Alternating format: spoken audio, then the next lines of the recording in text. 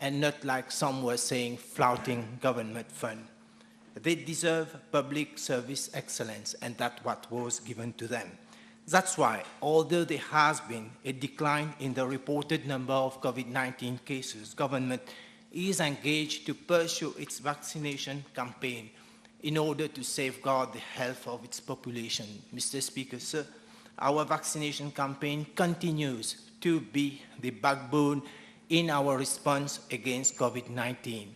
The booster dose campaign is still going on, and all persons who have not yet received their booster dose are being encouraged on a daily basis to get their vaccine at the regional hospitals or vaccination centers around the island. In reply to part A of the question, the following COVID-19 vaccines are available for administration as second booster dose. 115,150 doses of Johnson & Johnson and 68,248 doses of Sinopharm. Mr. Speaker, in reply to part B of the question, since the launching of the second booster dose campaign on 13th April to 12th October 2022, 17,213 persons had already been administered a second booster dose of COVID-19 vaccine. The expiry dates of the vaccines administered are as follows. Pfizer vaccine, 15 October 2022, Moderna vaccine, 13 and 15 August 2022, Johnson & Johnson vaccine, 15 December 2022 and 31st December 2023, Sinopharm vaccine, 5th June 2022 and 10th August 2022. Mr. Speaker, sir, in regard to part C of the question, I'm informed that as at 12th October 2022, 16,807 persons had already been administered the Pfizer vaccines as second booster dose. Thank you, Mr. Speaker. Thank you, Mr. Speaker, sir. Can I ask the Honourable Minister, considering the low uptake of the second booster dose, as he just mentioned, of a figure of 17,000 representing approximately 1.5% of the population, the second booster having been a poor uptake for so many reasons, can the Minister inform the House as to why vaccines with usage well before expiry date were not ordered, since ₹2 per litre of fuel were already being levied since the last budget for same? Mr. Speaker, sir, I want to get the question again, please. Can you repeat your question? The question is, can the Honourable Minister inform the House as to reasons why vaccines with usage before expiry dates were not ordered, since ₹2 per litre of fuel were already levied since the last budget for the same purpose? So I try to understand the question. So why these vaccinations were not ordered before the expiry dates? In fact, all the vaccinations that we ordered and we received, and there are many vaccines that we receive as donation, they were all vaccines that were not expired. So they were all vaccines that have been ordered. So according to the vaccines, the expiry date that we have. So this is very standard. I think it's good to mention over here that most of these vaccines have been given an extension of the vaccination, the date of vaccination. Just to briefly mention, because I believe that will get out the confusion. So the vaccines having the expiry date, there has been a communiqué. That is the first extension given by the World Health Organization. They issued a communiqué in respect of the extension of the shelf life of unopened Pfizer vaccine from 9 months. Originally, it was 9 months, and then it was extended to 12 months. So we got some extra time again to use the same vaccine. And there is a second extension being given now that is not yet approved by the vaccination committee. So on 7th October, this month, approval was received from the manufacturer for a second extension of the expiry date of the Pfizer vaccine for another 3 months. Why this so happened? We have to understand. This happened because, in March 2022, around the world, more than 240 million doses of anti-COVID vaccines had passed the expiry date since the start of the vaccination campaign. So there was a huge quantity of vaccination already expired, the date was expired, and this not only in the national stocks of rich countries. Of these, 73% were doses of Pfizer vaccines, the most widely used vaccine in the northern countries, and the second most wasted vaccine being AstraZeneca. So what happened after that? So there was in October, there was some, how at the beginning when vaccines were approved, at that time of approval during the winter of 2020 and 2021, the stability data of the products marketed were limited during that time, and recalls the European Medicine Agency. And in that time, the stability studies were based only on 3 batches of clinical trials. So there has been limited studies on these vaccines. And given at that time the urgency, these products were nevertheless authorized. Then with time, they got more information on these vaccines, and then they were able to extend the vaccination, that is a shelf life of these vaccines. So obviously at that time, vaccines were procured based on the shelf life, and we were given extra, we are given now the extra shelf life that we can use these vaccines. I believe I've answered your questions, because your question will be met on why we had these vaccination, why they were the amount of vaccination at that time being procured. This is an international scenario. It's not only in Mauritius. My second supplement, you just mentioned that 16,000 out of 17,000 persons who had the second booster dose were given Pfizer. And Pfizer falls within the remit of those vaccines that their shelf life had to be extended, either by way of communique, either by way of statement, either by way of scientific data analysis. Can the Honorable Minister, at least, has he made consideration, considering the various reports that are coming out over the last couple of weeks with regard to bona fide vaccines now, about the side effects, has his ministry considered an automatic recall of recipients should they develop undue symptoms, or more importantly, any medically adverse data that may, and I say that may come up in the future with regards to vaccines whose shelf life have been extended? Thank you. Mr. Speaker, sir, there is already the Pharmacovigilance Committee only for COVID-19 vaccination. So this committee has been following all the adverse effects due to vaccines, due to COVID-19 vaccines since the very beginning. And from the very beginning, to administer more than 3 million doses of vaccines, how there was some strict guidance about it, even from the consent form to the administration of the vaccines, and even now beyond with the Pharmacovigilance Committee following all the adverse effects on vaccination. Till date, the report that I have, according to our report, there has been no adverse effects following immunization so far. So the the Pharmacovigilance Committee will continue to monitor. So such event will happen. Obviously, there would be an official communique on such and such type of vaccination. Now, let's see probably the scenario, the international scenario, or the WHO recommendation. No one is just saying that there can be adverse effect due to vaccination, even if there has been an extension of the shelf life. Thank you, Mr. Speaker, so it has already been canvassed just now.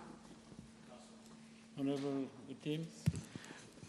Being given the fact that the low number of people getting the second booster dose and the high number of vaccines that are expiring, may I know from the Honourable Minister whether there is any plan for importing even more vaccine, or is the decision now taken not to import any vaccine for the time being? Obviously, so we all agree that the uptake of vaccination, especially for the second booster dose, has gone very low because of obvious reasons. Because of the impact of COVID-19 in terms of death has gone down, but yet there is still a situation where we've got to monitor closely, because maybe you know from the news what's happening. There are resurgence of cases. There are different variants of Omicron coming. So we have to keep this vigilance on what's going to happen next. We are going through the summertime, but in Europe it's going through the winter time, and we don't know what is expecting at that time.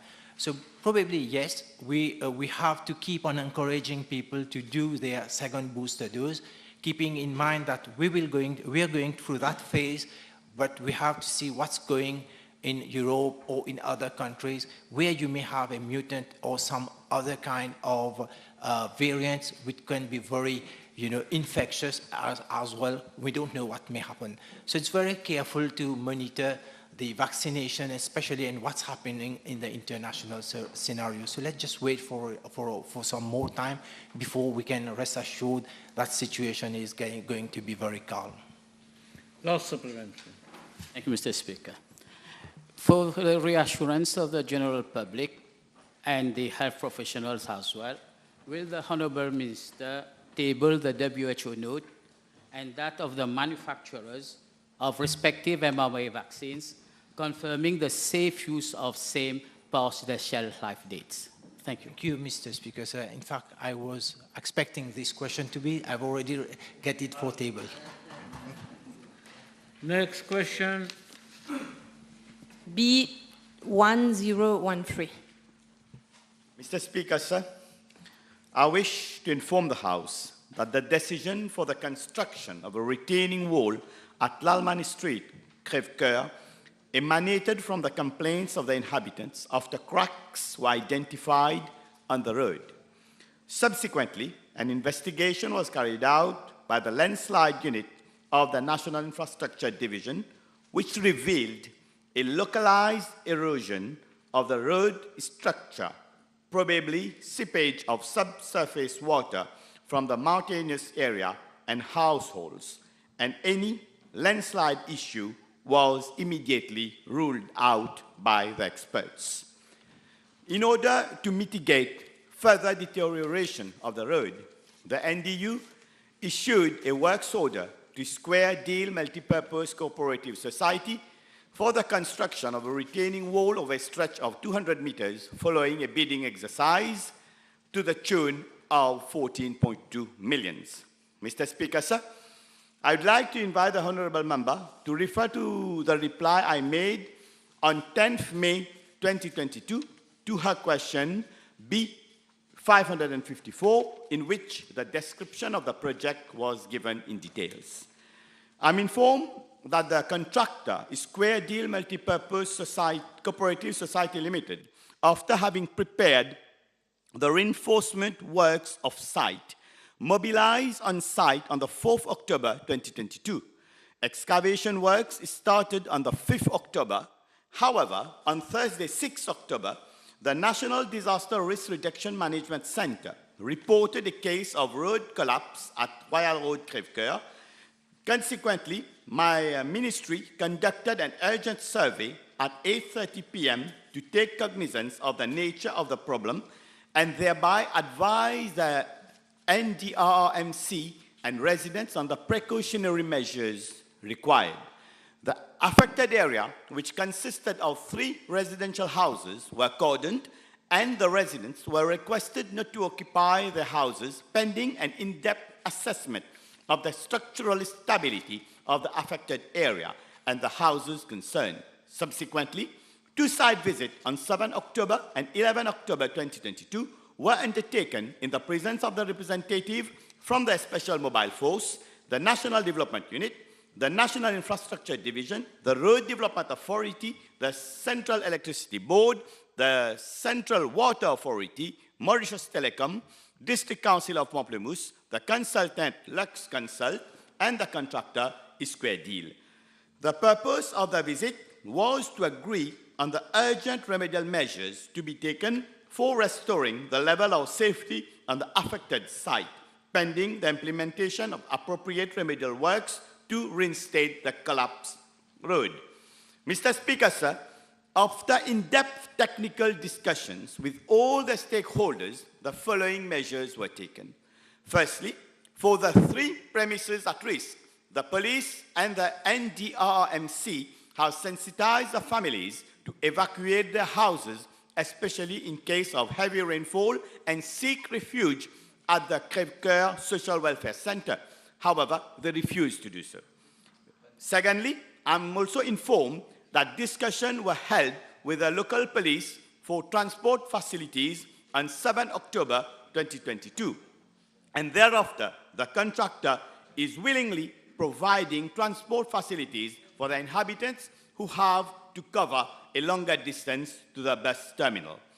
Thirdly, it is to be noted that NDU has already secured the site and backfilled the excavated site with boulders and excavated materials.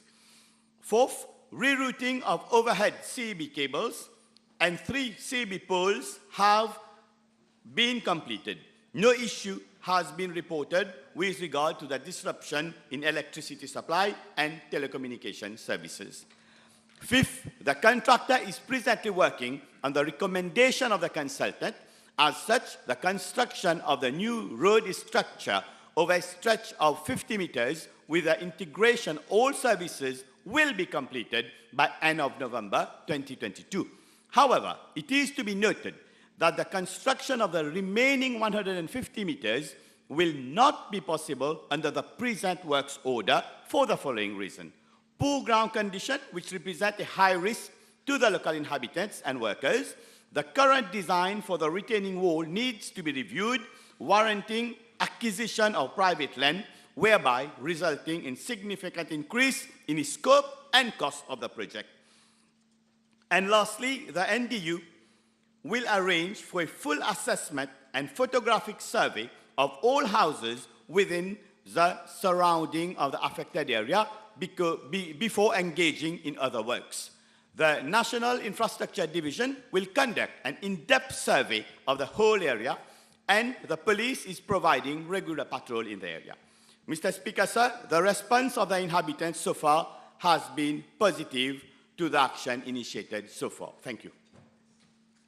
Thank you, Mr. Speaker, sir. Can the Minister inform the House whether there is a close monitoring and follow-up of works currently going on to ensure prompt completion of this project, as the Minister will appreciate that this project has been delayed and the inhabitants are facing major predicament?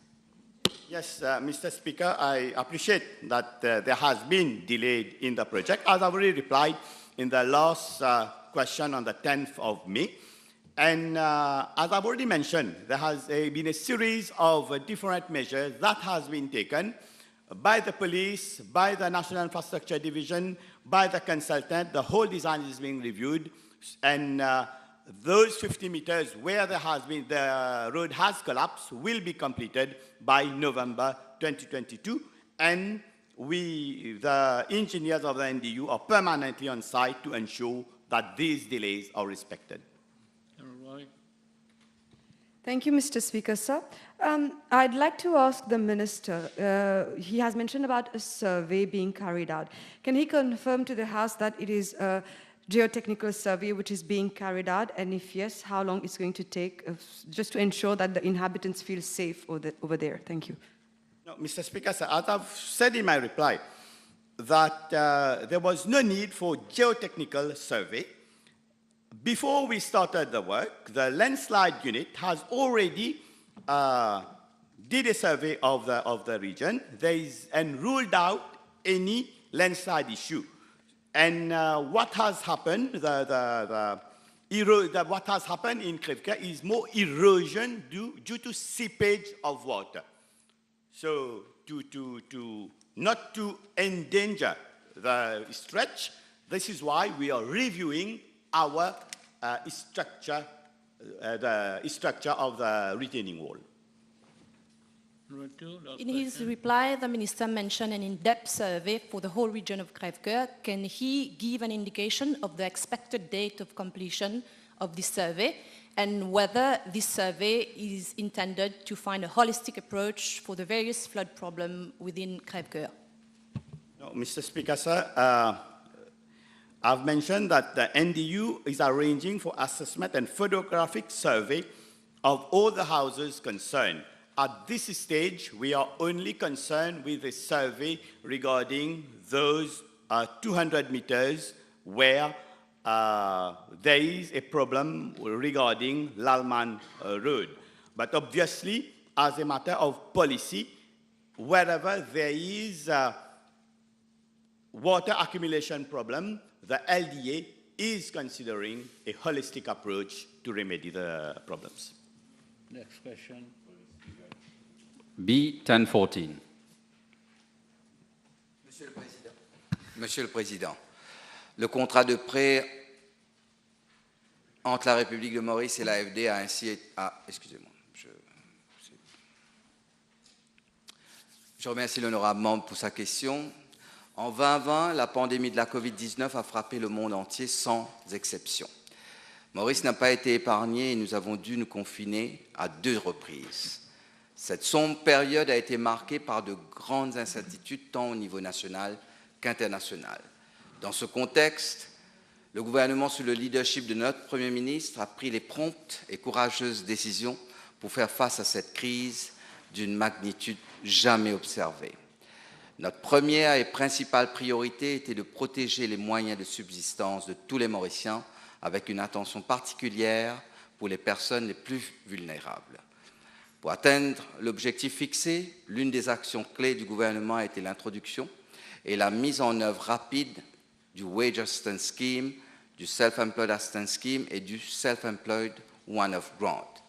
Monsieur le Président, les dépenses totales au titre de ces programmes de soutien ont atteint les 27 milliards de roupies et ont bénéficié à plus de 542 000 salariés et travailleurs indépendants. Au regard de ces dépenses importantes mais nécessaires, il nous fallut trouver des fonds pour financer la réponse historique du gouvernement à la pandémie, dans le but, je le répète, de protéger et soutenir la population. C'est dans ce contexte que mon ministère a exploré plusieurs options de financement. Nous avons ainsi exprimé notre intérêt à l'Agence française de développement, l'AFD, pour un soutien financier sous la forme d'un prêt de contingence de 300 millions d'euros utilisant l'instrument Catastrophe Deferred Drawdown Option, 4 DDO. Monsieur le Président, le contrat de prêt entre la République de Maurice et l'AFD a ainsi été signé le 27 juillet 2020 pour un montant de 300 millions d'euros. Il a été contracté au taux concessionnel de 1,12% pour une durée de 20 ans avec une période de grâce de 10 ans.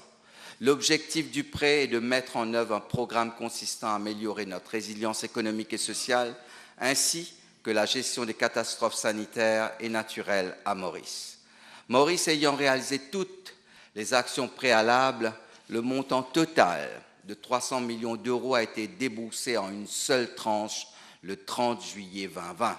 Les actions préalables étaient structurées autour de 3 piliers, à savoir la réponse sanitaire aux crises et le renforcement des systèmes de santé publique, la réponse économique et sociale, avec un renforcement de la planification économique et de la résilience, et le renforcement de la résilience climatique. Merci, Monsieur le Président.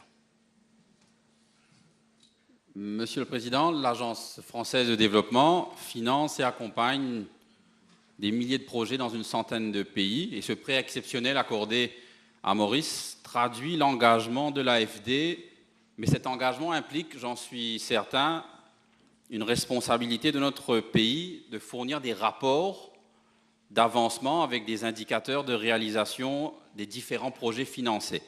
Puis-je demander au ministre combien de rapports de suivi ont été fournis à l'AFD depuis 2 ans, avec les moyens mis en œuvre, les entreprises retenues, les dépenses effectuées et les résultats obtenus, et si ces rapports peuvent être déposés à la Chambre?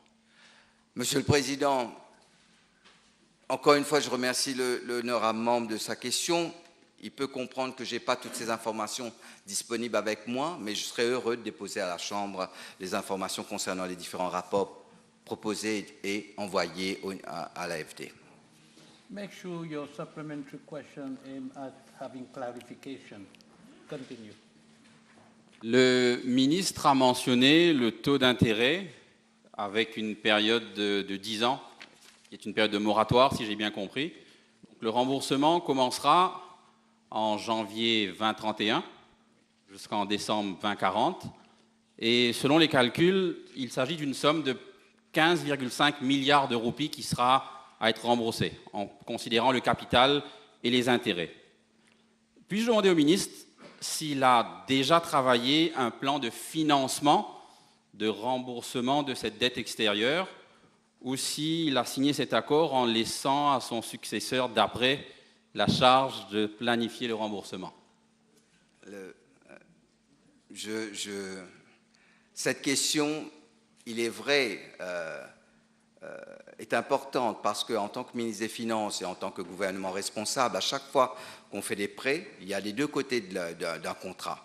Il y a celui qui emprunte et celui qui aussi débourse les fonds. Et je peux vous assurer que de ce côté, l'AFD regarde et analyse la situation, les données, la capacité de rembourser avant de venir avec ce genre de contrat. De notre côté, au niveau de la gestion des finances publiques, Maurice n'a jamais, et je le dis bien, jamais, peu importe le gouvernement, raté une seule de ces remboursements. Rien que pour cela, on est classé comme un des meilleurs clients pour les institutions financières.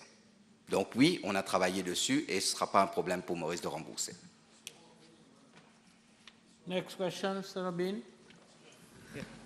B1015, please. Mr. Speaker, sir, with your permission, I shall reply to PQ B1015 and B1051 together. At the outset, allow me, Mr. Speaker, sir, to remind the House that the St. Paul junction and the junction at Savoy were already experiencing heavy congestion prior to the implementation of the Metro Express project. As these two junctions are located within 100 meters of each other, the traffic condition has always been challenging. With the construction of the Metro Express project, the existing traffic network had to be reviewed and reconfigured. In this context, a technical committee consisting of my ministry, including the TMRSU and the National Land Transport Authority, the Metro Express Limited, the police, the Road Development Authority, and Larsen & Toubro Limited, RIGHTS, the consultants, the Minister of Housing and Land Use Planning, and the municipalities of Cupip and Vakwa worked out a traffic master plan for Vakwa and Cupip. This traffic master plan at the design stage took into account the complexity of the traffic setup at all junctions, including those at St. Paul and at Savoy. This new traffic configuration is based on the results of the traffic analysis as well as the traffic simulation exercises carried out by the contractor over time. Mr. Speaker, sir, as a result, all the road-rail intersections along the alignment have been enhanced and are controlled by traffic signal priority system. A reconfiguration of the overall traffic movement and reduction of conflict points at these junctions, as well as providing safe pedestrian crossing phases, have been implemented. In addition, traffic signs have been placed at all strategic locations to guide road users and drivers, namely as regards alternative routes and unauthorized right turnings.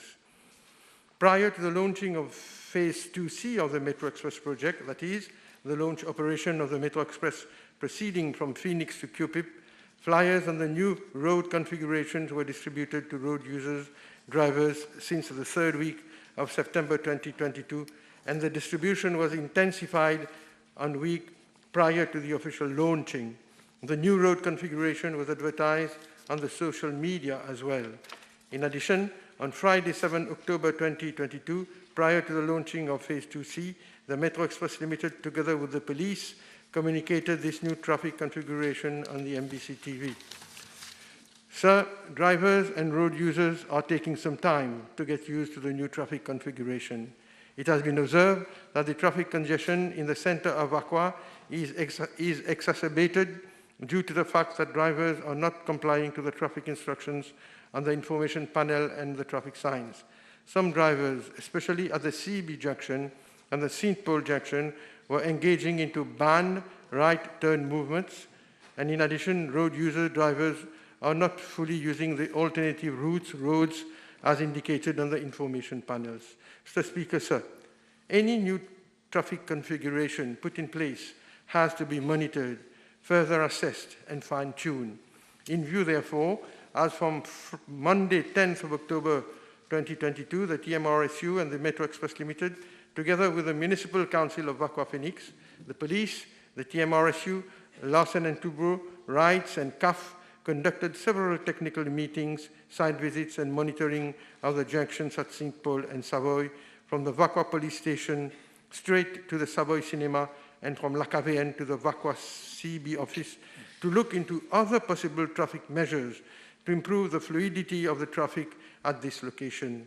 Drone surveys are also being undertaken by the TMRSU during peak hours. Micro-analysis of the junctions in Vakwa, namely St. Paul Road, Swami Sivananda Avenue near CB office, and Swami Sivananda Avenue, Stevenson Road, have been undertaken by L&T Limited for Metro Express Limited in view to optimize the capacity of each of the signalized junctions, taking into consideration the additional phases to accommodate the metro and pedestrians. The following corrective measures would additionally be implemented in the short term to alleviate the congestion. The new traffic signal is being modified to merge two phases of the traffic signal priority system to reduce the total cycle time and provide additional green time for traffic along St. Paul Road coming from La Cavéenne to Savoy Junction. The total green time will be increased from 12 seconds to 25 seconds. Secondly, traffic signals are being synchronized at the different junctions, namely Savoy and CB, to allow for more fluidity of traffic. All junctions are monitored by the police, who is also enforcing the traffic procedures and instructions. I am advised that additional police officers have been deployed along the major junctions and on the road from Cupip to Vakwa at strategic locations to guide drivers on alternative roads to reduce the congestions. Double yellow lines have been applied to prevent unjustified parking along the Swami Sivananda Avenue and St. Paul Road. And finally, after the launching of the Phase 2C of the Metro Express project, additional explanatory campaigns and precautionary measures to be taken were disseminated on MBC TV, the public and private radios, Info Route, and the social media by Metro Express Limited, L&T Limited, the police and the TMRSU since 11th of October 2022. Intensive sensitization and communication on the new traffic schemes would continue during the next few days, as was done for the other previous phases of Metro Express project, to assist road users in acclimatizing themselves with a new traffic scheme. The distribution of informative flyers has been further extended to road users and drivers. Mr. Speaker, sir, further to the site visit I carried out with all stakeholders at different locations in Vakwa town centre, it has been agreed that further additional measures would be implemented to alleviate the traffic congestion as follows. To alleviate the traffic congestion as follows. 1. The Avenue de l'Indépendance will be converted as from Savoy Junction up to Vakwa bus terminal into a two-way road up to Sivananda Avenue. This new measure would be implemented on Independence Street during morning peak hours. If this measure is conclusive, it would considerably reduce the traffic load at the junction of Swami Sivananda Avenue and St. Paul Road. Secondly, Avenue de l'Indépendance would be widened near Vakwa bus terminal and would then be converted into a two-way traffic, and cars will be able to join Sivananda Avenue, and in the long run would also run towards Palmerston. The bus terminal would be slightly shifted to the right. Thirdly, the CEB junction would be further modified to increase capacity. Some traffic islands would be removed on St. Paul Avenue to improve fluidity of traffic. Fourthly, additional information panel and traffic signage would be placed to guide road users and drivers on the optimum routes to their destination. Parking bays, fifthly, parking bays of the new Sivananda Avenue would be eliminated as two park and ride facilities for around 400 vehicles are available at Vakwa. And sixthly, road improvements works along St. Paul Floreal Road. Along St. Paul Floreal Road and Nalitambi Road works will be effected shortly for the widening of the road. Intensive sensitization and communication on the new traffic schemes would continue during the next few days, as was done for the other previous phases of the Metro Express project, to assist road users in adjusting themselves with the new traffic scheme. My ministry, through the TRMSU, in collaboration with MEL, the police, RDA, and all relevant authorities, are monitoring the traffic situation, not only in Vakwa, but also in the surrounding areas such as Floreal, to observe and understand the road users' adaptation and behaviors in relation to the new traffic setup and implement any required mitigation or improvement. Yes. May I ask the Honourable Minister if he could table the traffic master plan that he has mentioned in his answer for us to follow up as to the time frame that will be adopted to alleviate those traffic congestion in Vakwa, please? Mr. Speaker, sir, the master plan, as I answered in my question, Mr. Speaker, sir, at a design stage, it took into account the complexity of the traffic setup at all junctions, and also with time, of course, this master plan was reviewed and readjusted. So it depends at which precise time the honourable member would like to have a copy of this document. Because it evolved, you know, we adjusted it. As it is, for us to follow up. Yes. Je vous remercie, Monsieur le Président. J'accueille favorablement l'option de rendre la route de l'indépendance à double sens afin de permettre aux automobilistes de rejoindre directement la gare de Vakwa. Monsieur le ministre, dans les régions rapprochées de Charles-Renaud, d'Épinay, Farquhar et Köpiprod, il y a 5 établissements scolaires. Et depuis l'aménagement du métro, plusieurs routes sont dorénavant à sens unique et la largeur de certaines routes a été réduite, rendant la vie des automobilistes et usagers de la route très difficile. Le ministre pourrait-il indiquer à la Chambre si son ministère pourrait considérer d'organiser un site visit dans l'urgence avec tous, je dis bien, tous les députés des circonscriptions numéro 15 et numéro 16 et tous les stakeholders afin de trouver des solutions durables, vu que nous avons été sollicités par nos mandants. Je vous remercie, Monsieur le Président. Mr. Speaker, I have no objection to welcome all members on both sides of this House to join me in a site visit regarding the traffic difficulties that QPIP is experiencing at that time, if there are any. But as the honourable member would realize, my question was focused on the situation in the centre of Vakwa.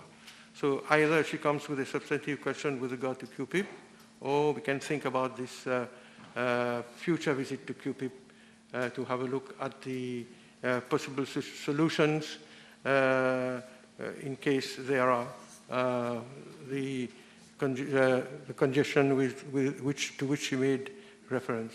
Traffic congestion, finally, Mr. Speaker, sir, is a problem, is the result of economic prosperity. The amount of new vehicles that are coming on our roads every year, and even during the COVID periods, we noticed that more or less the same number of cars have been imported into the country. And that is why government is investing heavily on the decongestion program. But as I said, any new traffic configuration, Mr. Speaker, sir, has to be reassessed, monitored constantly. Future Prime Minister. Thank you. Thank you for your good wishes. May I, in the given circumstances,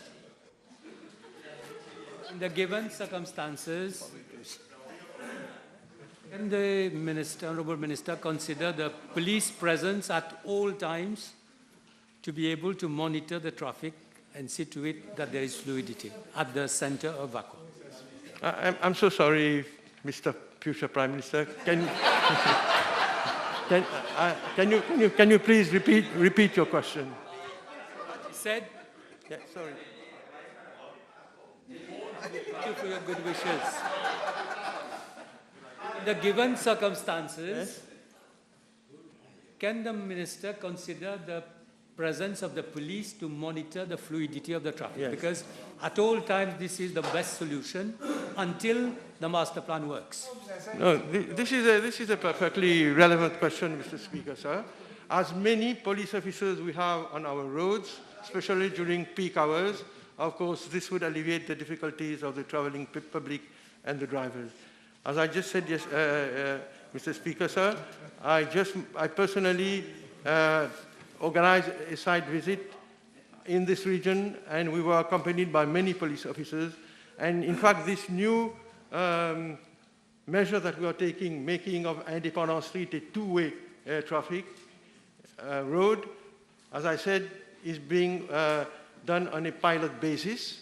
And of course, we need the help and the presence of police officers in order to be able to monitor this new situation. And of course, we impressed upon the police when we organized this visit, Mr. Speaker, sir, that their presence is a sine qua non condition of alleviating the traffic problem in this area of the center of Aqua. Next question. Thank you, Mr. Speaker. B1016. Monsieur le Président, avec votre permission, je répondrai conjointement aux questions B1016 et B1060, puisqu'elles portent sur le même sujet. Et je remercie l'honorable membre pour ces deux questions. J'ai été informé par Statistics Mauritius qu'un protocole d'accord, c'est-à-dire un MOU, a été signé entre Statistics Mauritius et l'Assemblée régionale de Rodrigue en août 2021. Ce MOU établit un cadre de collaboration entre Statistics Mauritius et Statistics Rodrigue pour améliorer le système statistique de ce dernier. Dans ce contexte, Statistics Mauritius a retenu les services d'un statisticien à la retraite, M. YT, et non M. YS, pour entre autres évaluer le système statistique de Rodrigue, identifier les besoins des utilisateurs et les questions émergentes qui préoccupent les parties prenantes, ainsi que pour faire les recommandations appropriées. J'ai également été informé que l'amendement du système statistique actuel permettra un calcul précis du PIB de Rodrigue et la détermination de la contribution fiscale de Rodrigue dans l'économie de la République de Maurice. Monsieur le Président, j'ai en outre informé qu'un plan d'action a déjà été élaboré. À cet égard, le directeur intérimaire des statistiques a prévu une visite à Rodrigue le mois prochain. Il s'entretiendra avec le Island Chief Executive et le personnel de la Rodrigue Statistic Unit pour assurer la mise en œuvre efficace du plan. Les recommandations du plan d'action comprennent la fourniture d'un cadre légal au niveau des règlements de l'Assemblée régionale de Rodrigue pour le système statistique de Rodrigue, l'établissement des dispositions institutionnelles et une structure organisationnelle appropriée dans les différents départements pour la collecte de données statistiques pertinentes pour leurs activités, la mise en place et le maintien d'un programme coordonné pour la collecte et le flux efficace d'informations à tous les niveaux du gouvernement, s'assurer de la bonne collecte de données agricoles par la cellule statistique dédiée dans l'unité agricole et la mise en place d'un mécanisme approprié pour la saisie des données commerciales de Rodrigue qui seront utilisées pour la compilation de statistiques commerciales complètes et fiables. Effectuer un investissement approprié en termes de ressources humaines et d'équipements pour la mise en œuvre du plan d'action, la fourniture d'un cours de statistique au personnel de la Rodrigue Statistic Unit, ainsi qu'aux employés des autres départements s'occupant de la collecte de données statistiques, la formation de la Rodrigue Statistic Unit au logiciel statistique approprié pour le traitement et l'analyse statistique des données relatives aux enquêtes, l'assistance et la formation pour la Rodrigue Statistic Unit dans le cadre de nouvelles tâches nécessitant des compétences spécialisées et la mise en place d'un mécanisme de reporting pour suivre et évaluer l'avancement des travaux 2 fois par an. Merci, Monsieur le Président. Thank you, Mr. Speaker. Would the Honourable Minister, at the stage of this present project, inform the House the time frame that will take for a project to finalize, if possible? Je déposerai à la Chambre le time frame approprié par rapport aux recommandations du plan d'action. At this stage of this project, would the Minister be able to inform the House about the revenue of Rodrigues, the amount of money we contribute in the economy of the Republic of Mauritius, and its expenditure? Monsieur le Président, c'est le projet qu'on est en train de travailler. C'est réellement de travailler pour voir la contribution de Rodrigue pour la République de Maurice en termes de PIB, mais aussi comment à ce moment-là pousser pour l'amélioration du produit intérieur brut de Rodrigue et aussi à ce moment-là pour la République de Maurice. Next question. B1017.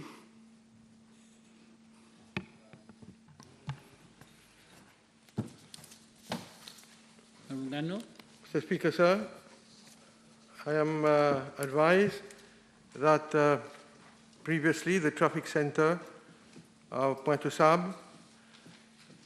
Sables was situated at La Pointe. The locality of La Pointe is served only by buses of Triolet Bus Service Limited along Route 51 from Immigration Square to Pointe aux Sables. As from August 2020, following the construction of a new traffic center at Petit Verger, which is located at a distance of 2 kilometers from La Pointe, Route 51 has been extended, and all buses henceforth operate from the new traffic center. Mr. Speaker, sir, the Honourable PPS, Honourable Doreen Chakouir, raised the same issue with me and made some representation with regard to the siting of the new bus shelters. I am informed that following a survey carried out by my ministry in June 2020, 2 pairs of bus stops have been sited along Petit Verger Road, B31, so as to enable the alighting and embarkment of passengers. These bus stops are located between the old traffic center and the new one.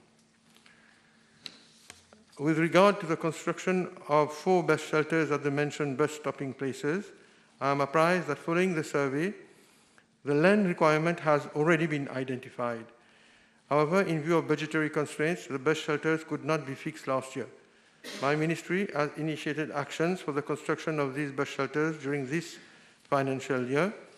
The bus shelters will be implemented at the locations as soon as the contract is awarded. Thank you. Has there been any risk assessment that has been done, a risk assessment? Because actually all the bus stops are in front of a 1 meter depth drain, and you have only 80 centimeters of road side for people are standing there in a road where people drive at a speed of 60 to 80 kilometers per hour. Has your ministry done any assessment before putting this bus stop on the, I'm talking about the 2 bus stops that you just mentioned from La Pointe to Petit Verger?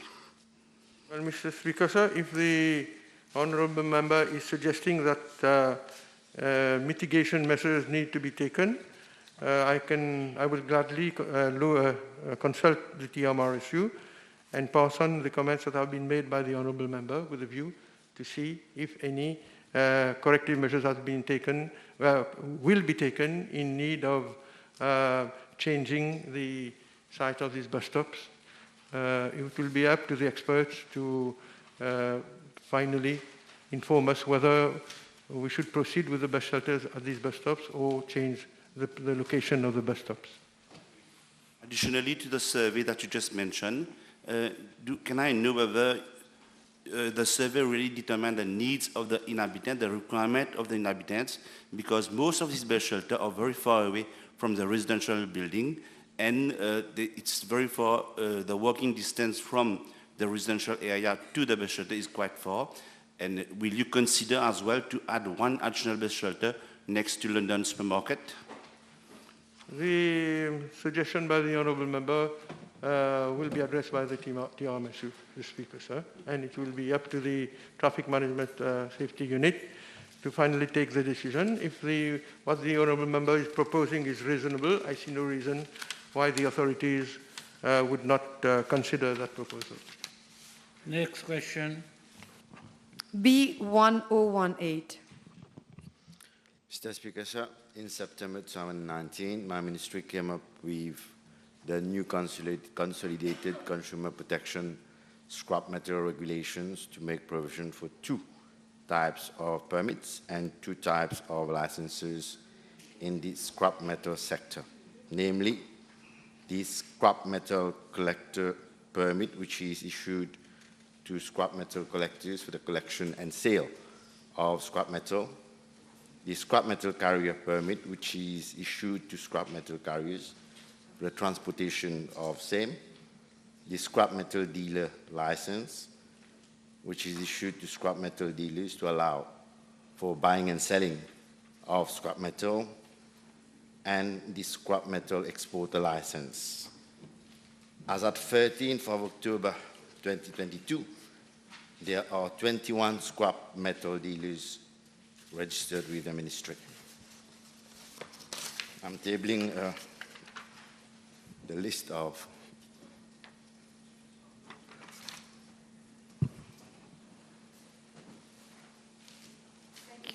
I thank the Honourable Minister for his answer. Would the Honourable Minister consider coming up forward with a policy decision, maybe to regularize everything that's called scrap metal? Because I'm sure we have all witnessed people, stealing from houses and carrying scrap metals on the road in trolleys, which seems to be quite dangerous, as well as it's giving rise to the number of theft as well. So could the Honourable Minister consider to regularize this type of business? Thank you. Yes, Mr. Speaker, sir, unfortunately, it is for the government to take such a policy. I cannot take it on myself to regulate the sector. Next question. 1019. Mr. Speaker, sir, Mauritius is not a member of the executive board of the UN World Food Programme. However, in accordance with the rules and regulations, any country member of the FAO may attend the UNWFP Executive Board. The Honourable Member is making reference to my mission in Rome in June 2022. The purpose of my mission was to meet the Director General of the FAO, as well as the Assistant Executive Director of the World Food Programme, both headquarters being located in the FAO, in Rome. With regard to the breakdown of the cost of the mission, I am tabling the document thereof. Next question. Yes, so the minister is confirming that he did attend the executive board meeting of the World Food Programme, whereby Mauritius is not a member.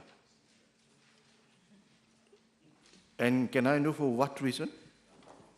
We are not a member of the that executive board. However, whenever there is a meeting of the executive board of the WFP, Mauritius is invited because any member of the FAO can attend the meeting and participate, but without the right to vote. Invitation? The invitation that he has received, can the Honourable Minister table the invitation?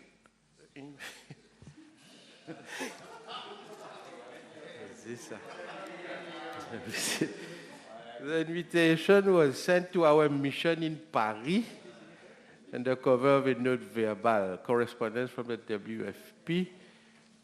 Please find hereunder an email from the Secretary of the World Food Programme informing of the annual session of the Executive Board, which will be held from 20th to 24th June in Rome, Italy. The provisional agenda of the meeting is attached. It would be appreciated if mission could be kept informed, etc., etc. And then there is the provisional agenda, and there are other correspondences. We can table it. I don't know what is the first. The question is sufficiently canvassed. Let's move on to the next question. Honorable Uchit. B1020. B1020. Allô? Entre secrétaire général, on peut se parler dehors. The next question, Honorable Gobin. Ah, yes, sorry. So, vegetables. The House will appreciate that the price of agricultural produce is determined by supply and demand, Mr. Speaker, sir.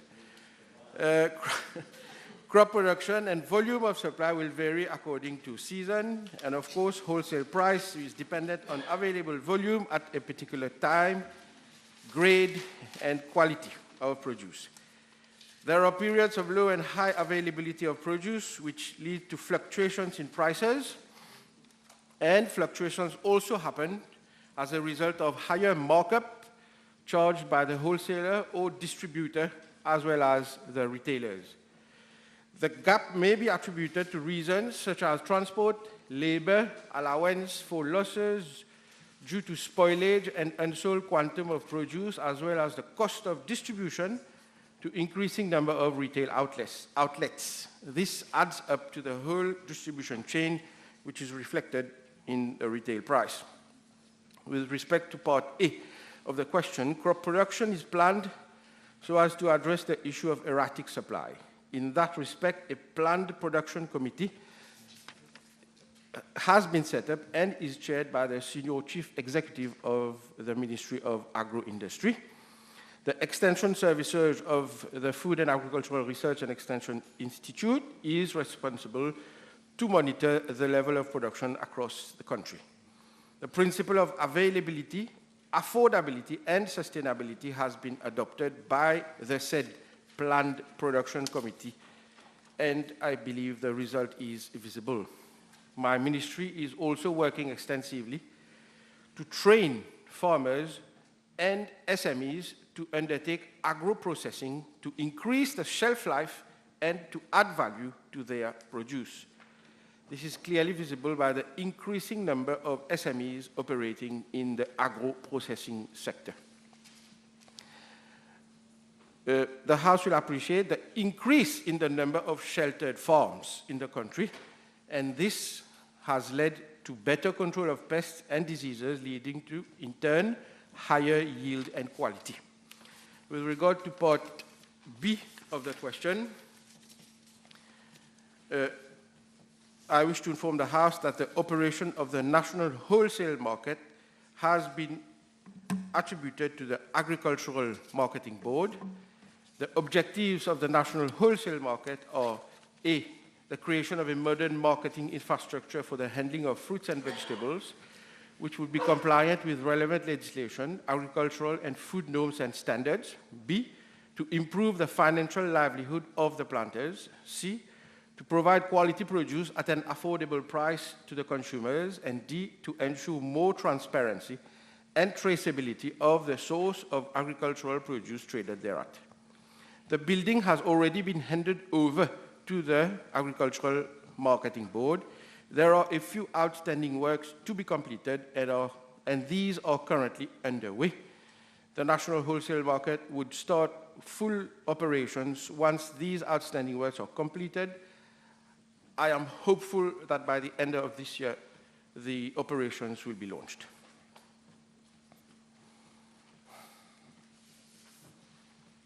Whether the government is aware that each year the local production of vegetable and fruits is decreasing, and as Minister of Agro Industry and Food Security, what step is being taken to ensure adequate production of these vegetables, and at the same time to maintain the price to be affordable to the common people, which is not the case of today? No, I will not agree that the production, I will not agree with the sweeping statement that production has decreased. For some products, it may have decreased, but for others, that is not the case. This is why there is this Plant Production Committee, and also there is the balance which is done between local production and imported products, so as to fill the gap as and when required. Whether the government is aware that unavailability of market for perishable fruits and vegetables has forced farmers to indulge in distressed sales, leading to a reduction in the price of perishable vegetable, and if so, has the government formulated any scheme or regulation to prevent distressed sales, or any other step that the government has been taken to develop any model market for the sales of the perishable commodities? Yes, there is indeed. This is the very foundation of the creation of the national wholesale market. Furthermore, as the House will appreciate, in this year's budget, guaranteed price has been announced for products of strategic importance, such as potatoes and onions. So this leads to a guaranteed price. The farmer already knows in advance what will be the minimum price which the Agricultural Marketing Board will offer. So my advice to farmers is not to engage in distressed sale. Sell to the AMB because they know what is the minimum price, and that price now is, sans précédent, has been increased once again, precisely with in mind to reduce the distress sale. So, and I understand what the honorable member is saying. Distress sale happens on the farm. And I always tell the farmer, you only need to organize with the Agricultural Marketing Board and you will get a better price.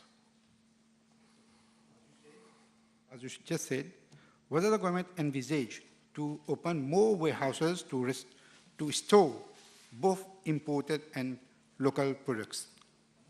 We have to understand that the Agricultural Marketing Board is in itself a warehouse with cold room. Then secondly, we will have the national wholesale market. Once the operation will start, and then we shall reassess the situation to see whether other facilities will be required in other regions of the country. Next question.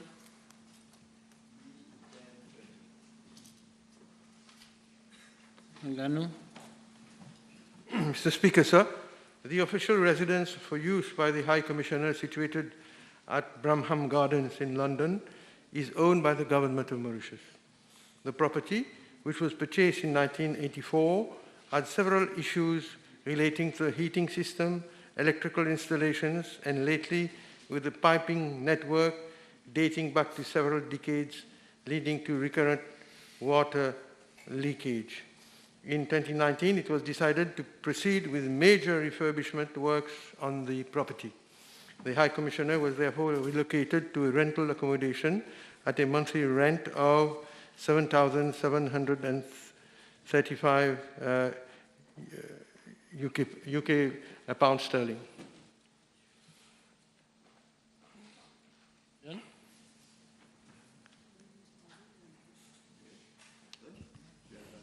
Yes. Is there any report from any surveyor or any expert to suggest that the High Commissioner's residence is not habitable, as said by the Honourable Minister? Yes, Mr. Speaker, sir. In fact, in October 2019, a tender exercise was effected, and I can inform the House, unfortunately, only one bid was received, and this bid was not retained as it was 155% higher than the cost estimate. Our mission in London and the Ministry have been engaged in consultations since that time regarding the upgrading works, but unfortunately, because of COVID-19 and unavailability of funds for the years 2020 and 2021, the works have been delayed. And I must inform the Honourable Member that provisions have been made in this budget for the launching of tenders for consultancy services for the renovation of the official residence. Yes, thank you. 2019 to 2022 is 3 years down the road. Can I ask the Honourable Minister whether he finds it normal for heating system, electrical installation, and piping network to be repaired? It takes so long? I think I had already anticipated the question of the Honourable Member. That's why I said that since October 19, a tender exercise was effected, but unfortunately only one bid was received, and it was not retained as it was 155%, 155% higher than the cost estimate. So from then, the mission in London and the Ministry were engaged in consultations with regard to the upgrading works, but as we all know, Mr. Speaker, sir, COVID-19 pandemic came, and due to the unavailability of funds for 2020 and 2021, the works have been unfortunately delayed. And this is why for this financial year, provisions have been made in the budget for the launching of tenders for the consultancy services and the renovation of the official residence. The documents, I must inform the Honourable Member, have already been prepared, and the process for relaunching a fresh tender exercise has already been initiated.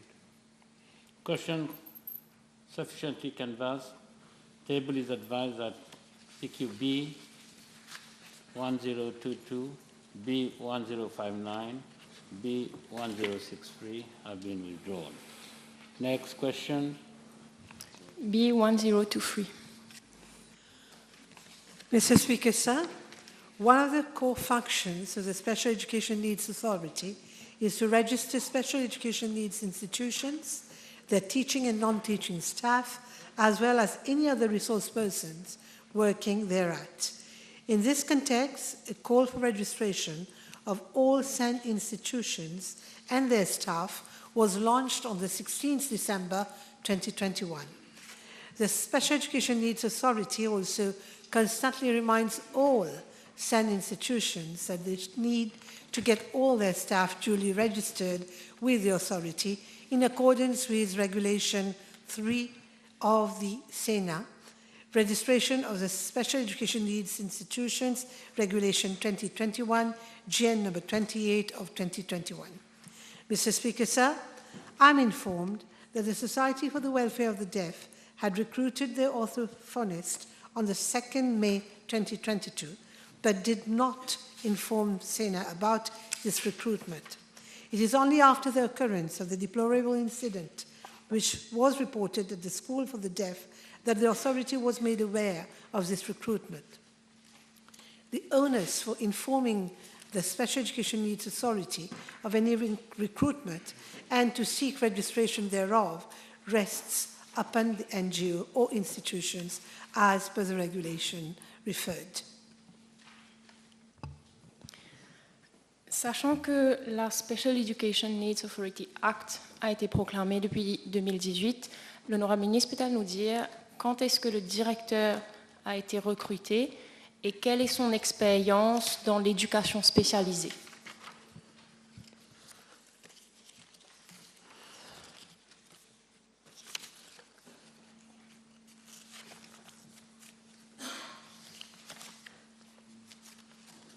In a minute, I'll just give you the information.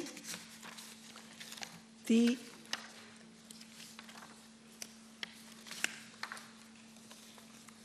director was recruited in, I'll just let you know, the director was recruited in September 2022. In September 2022. Quelle est son expérience, s'il vous plaît, dans l'éducation spécialisée? He's a senior lecturer at the Mauritius, he was a senior lecturer at the Mauritius Institute of Education and has a qualification in special education needs. L'honorable ministre peut-elle nous donner la garantie que depuis cet événement malheureux, elle s'est assurée que tous les professionnels exerçant dans les écoles spécialisées sont effectivement enregistrés aujourd'hui? Mr. Speaker says this has already been done, and we have also organized workshops to inform and train all teachers and carers in the special education needs school, as well as their managers. So as soon as we came to know about this sad incident, a number of actions have been taken at the level of the authority to ensure that we enable and empower these NGOs to better cater and help our children. Next question. B1024.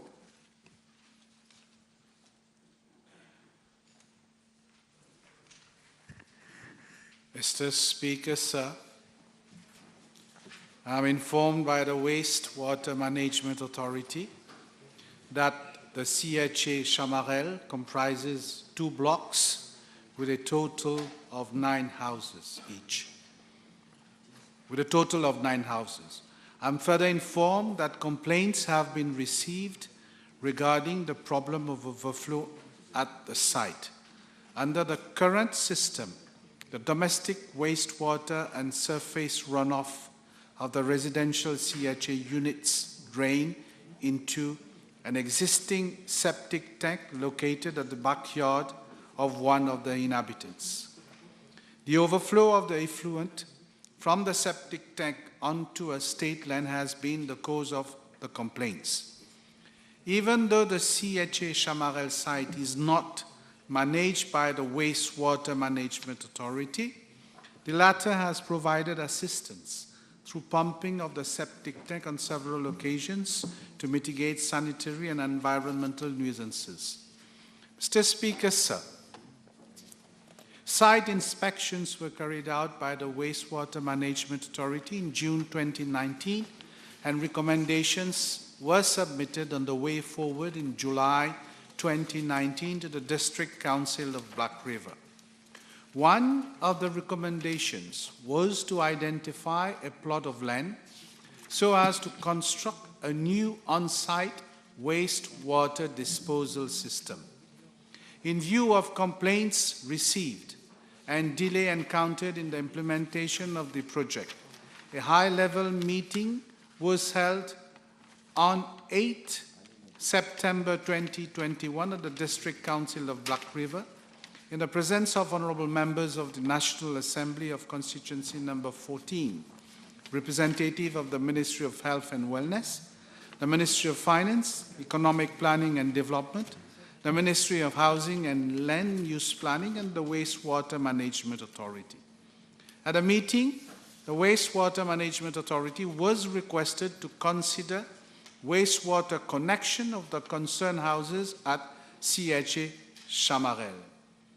Given that the region of Chamarel is remote from existing public sewers under Wastewater Management Authority's operation and maintenance responsibility, it was not considered feasible nor sustainable to maintain a wastewater network for only 9 houses thereat.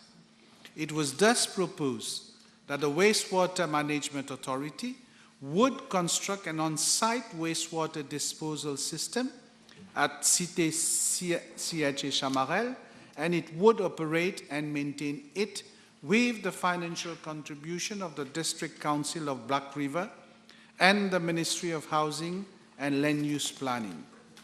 Mr. Speaker, sir, I am informed that the Wastewater Management Authority has worked out the details of the sewerage project, which will comprise the following. One, the construction of about 16 meters sewers from the existing CH estate to the plot of state land proposed by the Ministry of Housing and Land Use Planning. Construction of a septic tank of 15 meter cube effective capacity. Construction of an absorption pit with plan area of about 50 meters squared and depth of 4 meters. And construction of a chain link fence with 2 chain link gates. Financial clearance to the tune of 3.5 million rupees for the Wastewater Management Authority to undertake the project has been obtained on the 20th of April 2022. I am informed that procedures to acquire reliefs have been initiated by the Ministry of Housing and Land Use Planning, whereas procedures for compensation to private landowners have already been initiated by the valuation departments. Bids will be launched by the Wastewater Management Authority once clearance for reliefs have been obtained. Thank you, Mr. Speaker, sir. Supplementary. Next question.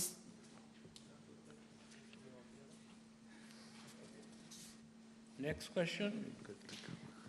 B 1025.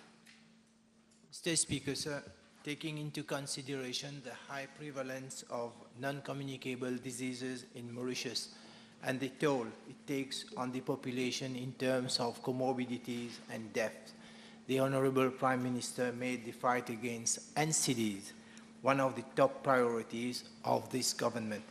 In fact, our Prime Minister has shown strong commitment during the 77th session of General Assembly of the United Nations in New York last September in combating NCDs and its complications. The 7th Mauritius Non-Communicable Diseases Survey was carried out in October and November 2021. The overall objective of the Mauritius NCD survey was to determine the prevalence and study the trends of risk factors of cardiovascular diseases and diabetes, hypertension, overweight, obesity, tobacco, alcohol, and physical activity. Mr. Speaker, sir, the findings of the Mauritius NCD Survey 2021 reveal the following. First, a small decrease in the prevalence of type 2 diabetes in the Mauritian population aged 25 to 74 years from 22.9% in 2015 to 19.9% in 2021. Second, a decrease in the prevalence of prediabetes from 19.6% in 2015 to 15.9% in 2021. Third, among those people known to have diabetes, the metabolic control of their diabetes as judged by blood glucose levels was moderately poor, although the proportion has decreased from 35.6% in 2015 to 31.7% in 2021. Fourth, there was a better diabetic control among the population as the level of HbA1c has decreased from 35.6% in 2015 to 31.7% in 2021. Fifth, the prevalence of hypertension has stabilized to 27.2% in 2021 compared to 27.3% in 2015. Sixth, a decrease in the prevalence of overweight from 39.4% in 2015 to 36% in 2021. Seventh, a decrease in the prevalence of obesity from 45.5% in 2015 to 36.2% in 2021. Eighth, a decrease in the prevalence of high cholesterol level from 44.1% in 2015 to 34.8% in 2021. The prevalence of smoking has decreased from 19.3% in 2015 to 18.1% in 2021. 10th, the prevalence of harmful alcohol consumed was 15.4% in 2021. It is to be noted that in 2015, prevalence of alcohol consumption was based on any consumption of alcohol, which cannot be compared to the current survey. In fact, harmful alcohol consumption is defined as 3 drinks per day and or drinking more than 2 to 3 days per week. 11th, the percentage of persons undertaking physical activity during leisure time or more than 30 minutes per day has increased from 23% in 2015 to 40.2% in 2021. 12. The prevalence of albuminuria has remained stable from 6.8% in 2015 to 6.3% in 2021. 13th, the prevalence of asthma in adults has decreased from 9.8% in 2015 to 7.5% in 2021. And 14th, the 10.8% out of participants eligible for retinal screening, that is, those with diabetes or newly diagnosed with diabetes, was found to have any grade of retinopathy in one or both eyes. Retinal screening was not undertaken in the NCD surveys of 2015. Mr. Speaker, sir, several measures had already been taken, such as promotion of physical activity and exercise. The awareness sensitization mechanisms have further been reinforced to address the issues mentioned in the NCD report. The planned communication campaign includes the following. Health promotion campaigns have been organized in the compound of commercial centers, shopping malls, district councils, and municipal councils across the island during Saturdays. Setting up of health promotion clubs in ministries, departments, in collaboration with the Prime Minister's office to encourage public officers to practice regular physical activity and adopt healthy eating habits. Screening conducted for early detection of NCD and their risk factors at work sites in communities for adults aged 18 years and in secondary school for students aged between 12 to 17 years old.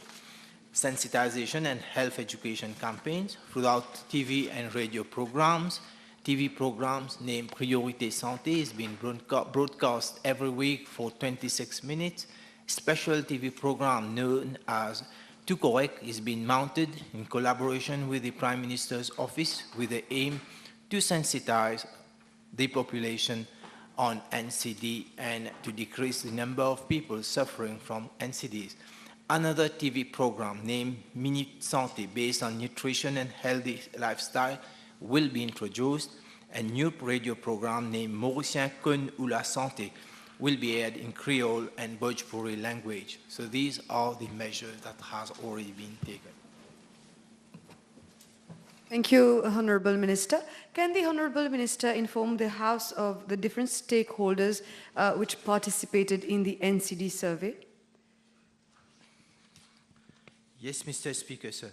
So this NCD survey of 2021 was carried out in collaboration with Monash University of Australia, University of Helsinki of Finland, Umeå University Hospital of Sweden, Baker Heart and Diabetes Institute of Australia, Imperial College of UK, and World Health Organization, the stakeholders. The table is advised that PQB 1046, B 1054, B 1032, B 1042, B 1062, B 1031, B 1033, and B 1070 have been withdrawn. Time is over. Motion. Motion. Mr. Speaker, sir, I move that all the business of today's order paper be exempted from Section 2, paragraph 10 of the standing orders. The question is that the whole business on today's order paper be exempted from the provisions of paragraph 2 of standing order 10. Those in favor say aye, those against say no. Aye. The ayes have it. Statement by Minister. Statement. Mr. Speaker, sir, with your permission, I wish to make a statement apprising the House of the latest developments regarding Mauritius compliance with the Financial Action Task Force FATF recommendations. The House will recall that in December 2021, the Virtual Asset and Initial Token Offering Services (VITOS) Act was enacted. During my intervention in this August Assembly on 10 December 2021, I stated that the VITOS Act was essential to support the re-rating application of Mauritius for FATF Recommendation 15, which is on new technologies.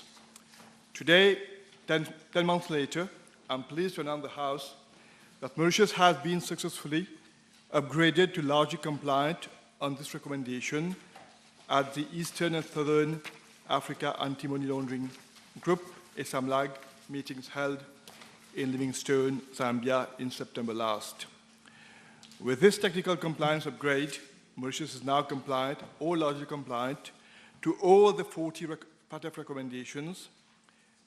Mauritius is in fact the first country in the ESAMLAG region to have achieved this level of compliance with the FATF standards.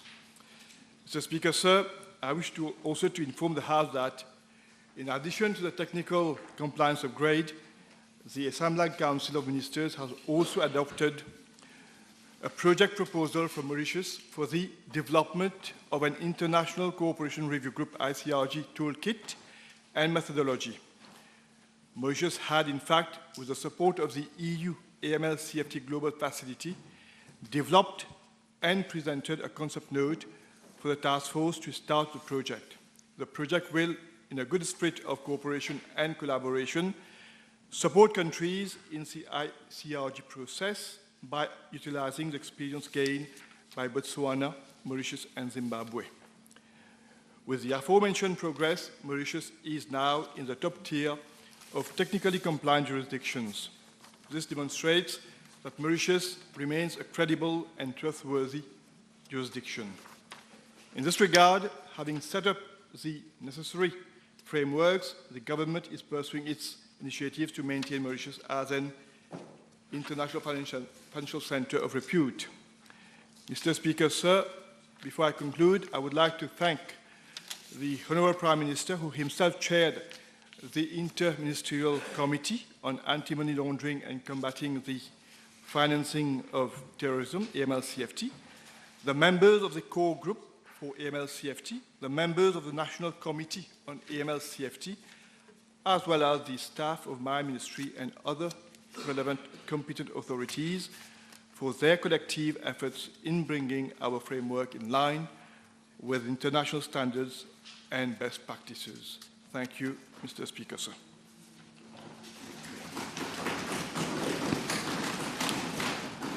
Public Bill, second reading. Minister.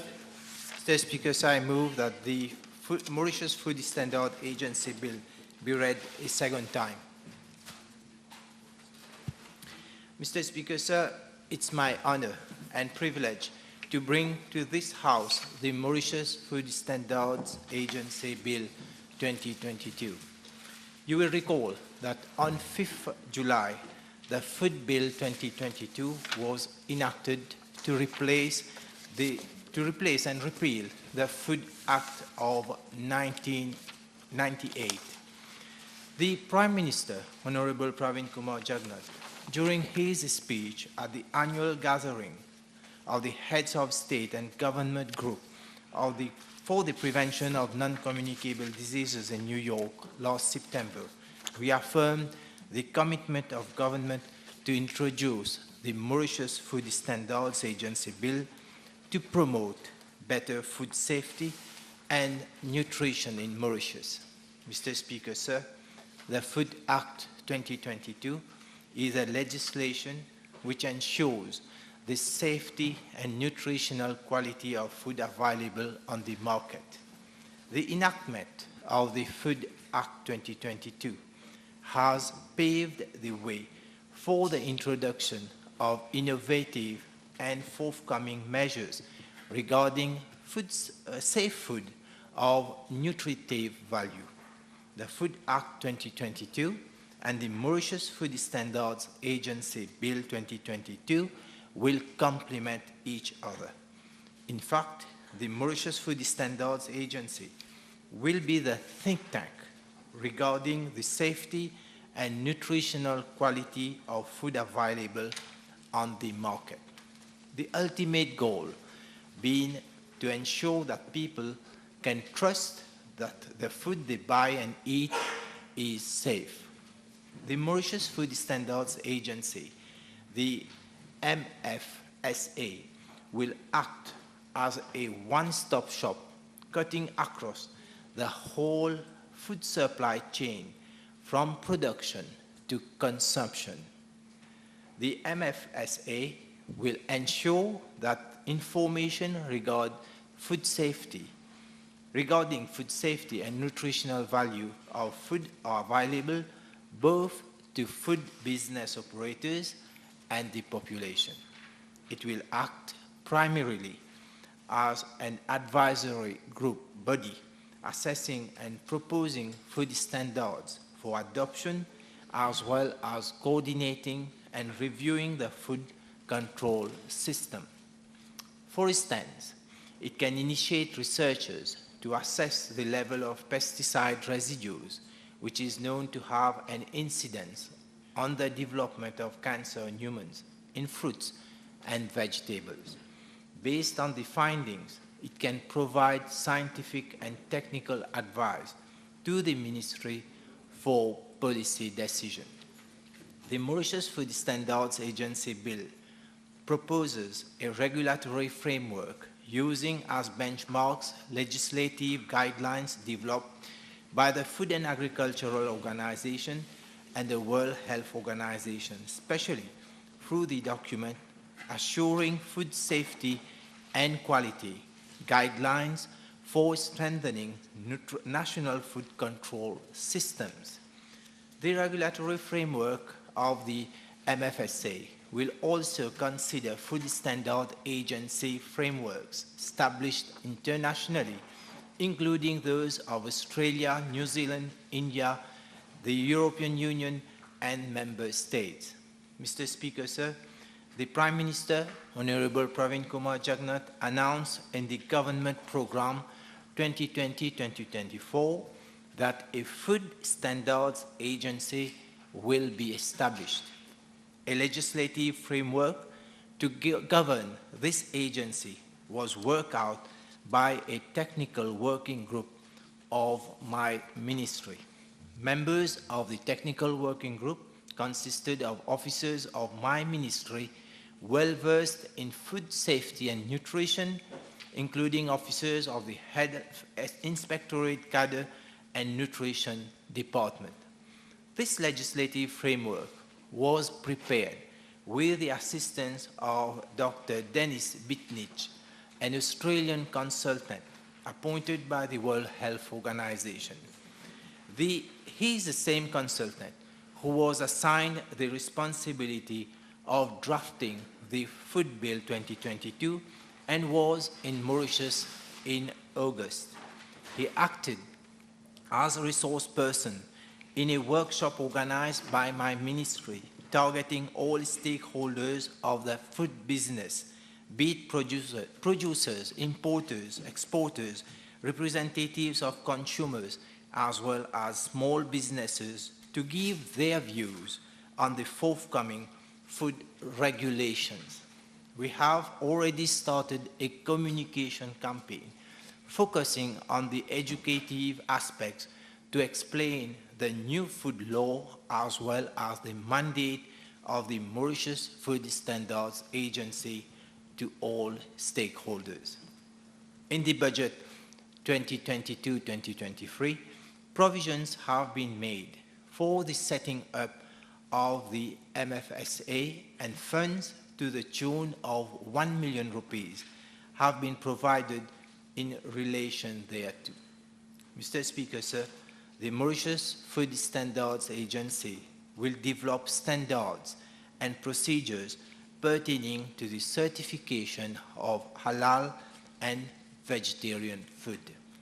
These certifications will be of interest to Mauritians and tourists, and we are making sure that these standards, like the others, are framed according to the guidelines of the Codex Alimentarius Commission and on countries which have already developed such guidelines. There is no universal food standard agency. Each country adapts the main principles of the FAO-WHO to better suit the realities of its societies. It should be highlighted that this bill takes into consideration the applicability within the Mauritian legislative norms and has been prepared after consultation with key stakeholders in government, industry, and civil society to ensure that the adopted framework is appropriate and implementable.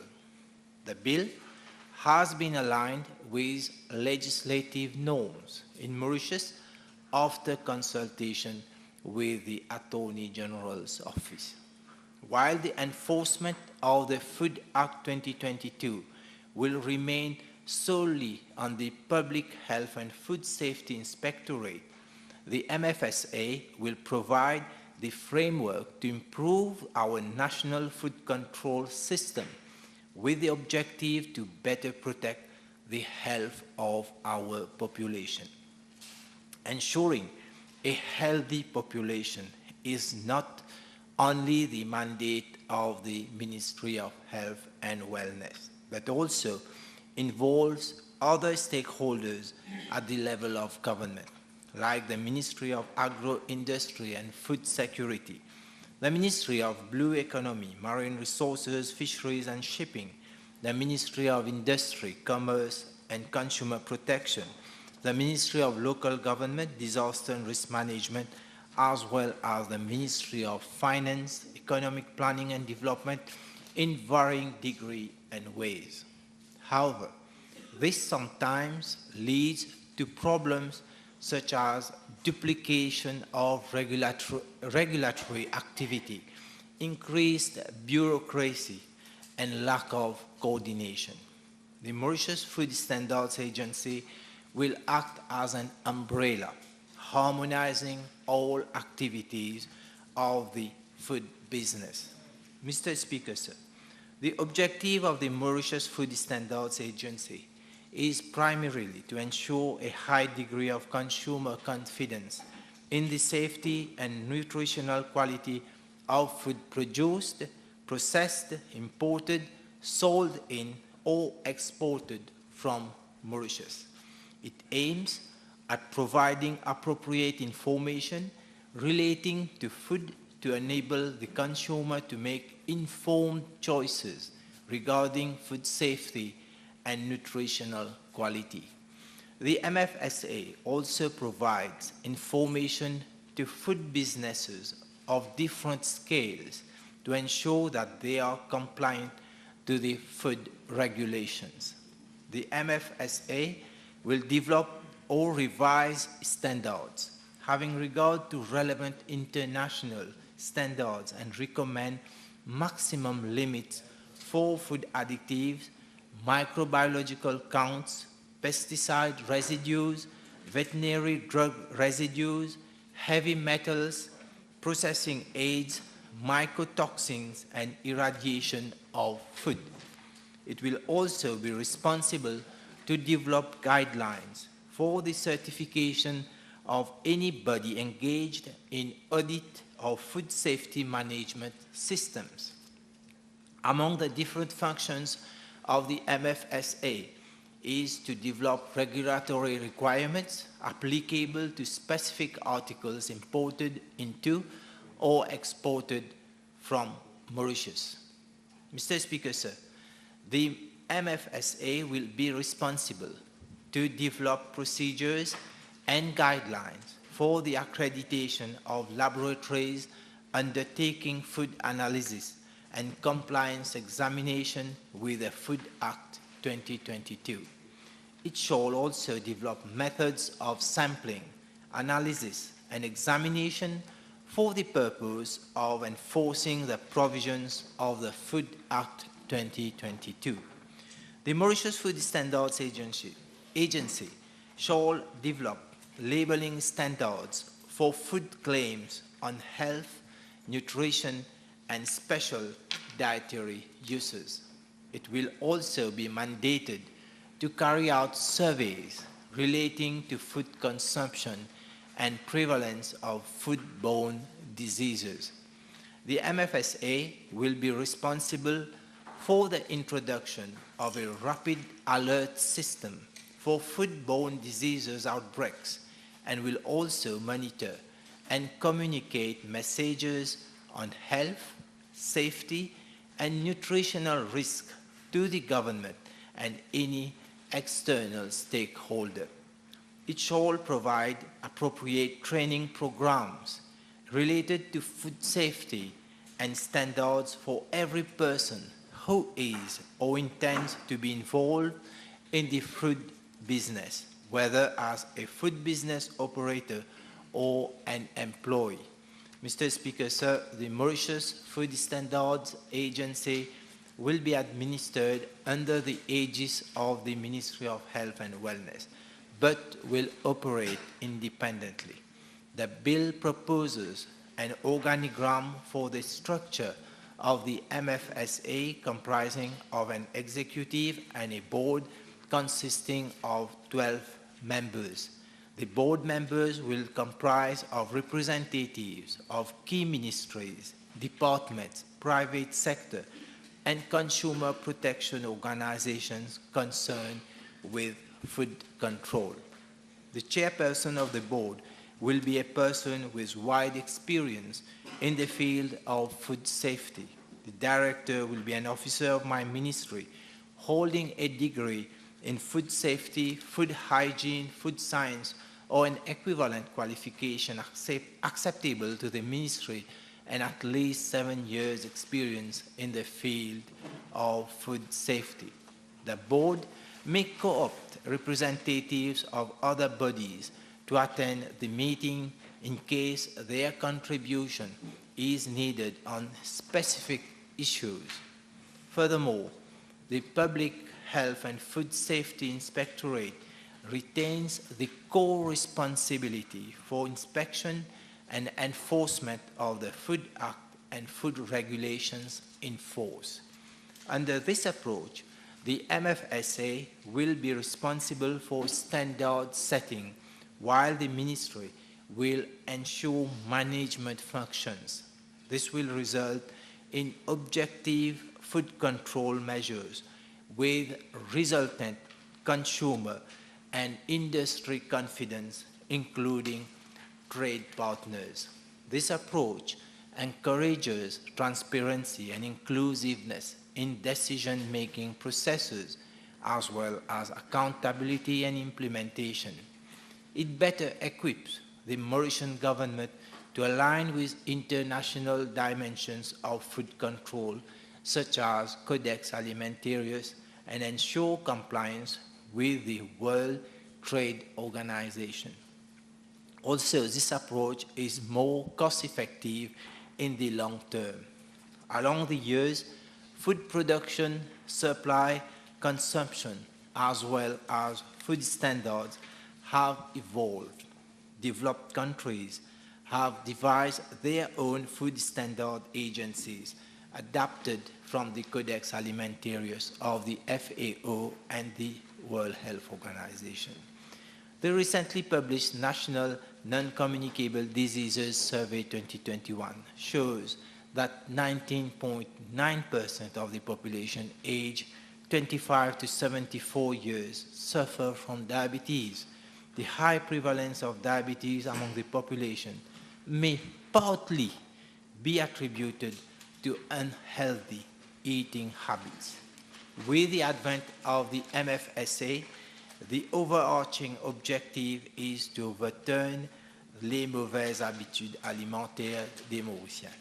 This government, under the Prime Ministership of Honorable Pravin Kumar Jagannath, advocates a healthy population, and in line with worldwide best practices, my ministry is today laying solid foundation for a healthy population through the creation of the Mauritius Food Standouts Agency, which I'm sure will inspire many countries who are yet to come up with such piece of legislation.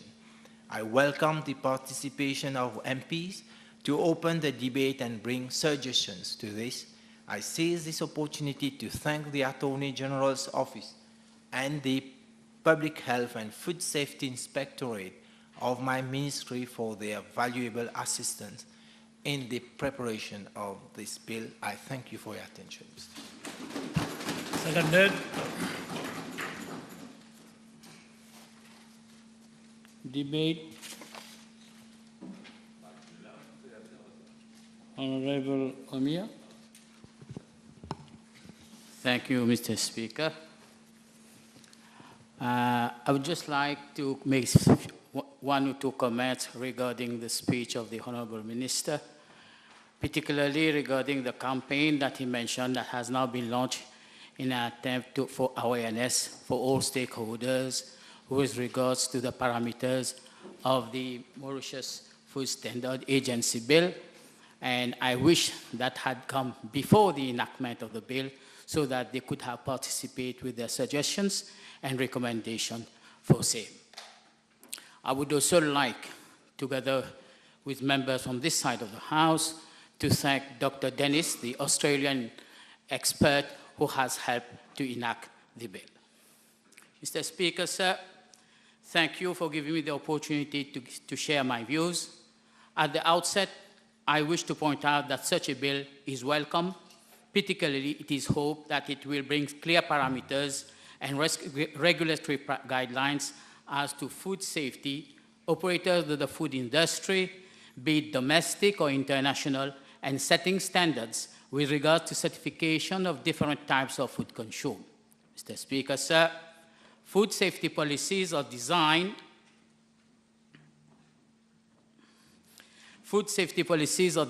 to ensure that food production, processing, and distribution systems deliver food which is safe and wholesome. However, complete freedom from risk is an unattainable goal, and food safety is related to the level of risk that society regards as reasonable in the context of and in comparison with other risks in daily life. Mr. Speaker, sir, the notion of risk and food safety. In assessing and managing risk, the agency needs to take every careful account of the expectations of the consumer, recognizing that in many circumstances, the public is unlikely to be willing to pay the cost of achieving maximum theoretical level of safety, whether that cost is manifested in higher food prices or in restrictions of freedom of choice. Risk assessment needs to be based on the best available methodology, drawing on expert scientific advice and making appropriate allowances for the inevitable uncertainties involved. Mr. Speaker, sir, where there are uncertainties about the scientific evidence, an element of surely political judgment is inevitably involved in reaching decisions on the best course of action. Where there is a risk of serious damage to public health, lack of full scientific uncertainty should not be used as a reason for delaying or postponing cost-effective measures to reduce the health risk. Where it is not possible to identify a safe threshold of intake in relation to identified hazard, any risk from exposure should be reduced to as low a level as it is reasonably practicable.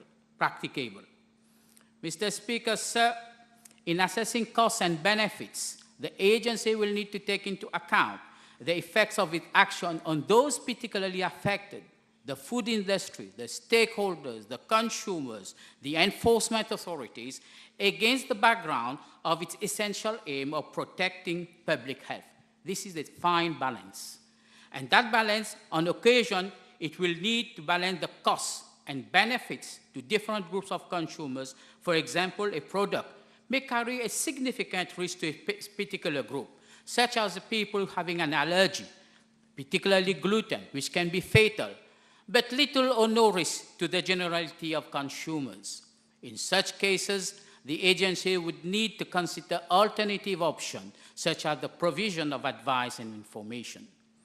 Mr. Speaker, sir, the expertise has a key role, and the right to be informed should be the center point of this agency. The agency will need to be able to call on the industry's own scientific and process expertise, and to be trusted with confidential information about the industry's commercial development so that it has the maximum understanding of developments within its remit. Confidence is a key word in the enactment of this bill, in its purpose, and for it to deliver its goods. Confidence will only be achieved if the general public has access to information provided by the agency on its own activities, including the basis of its decisions and actions and the decision-making process itself.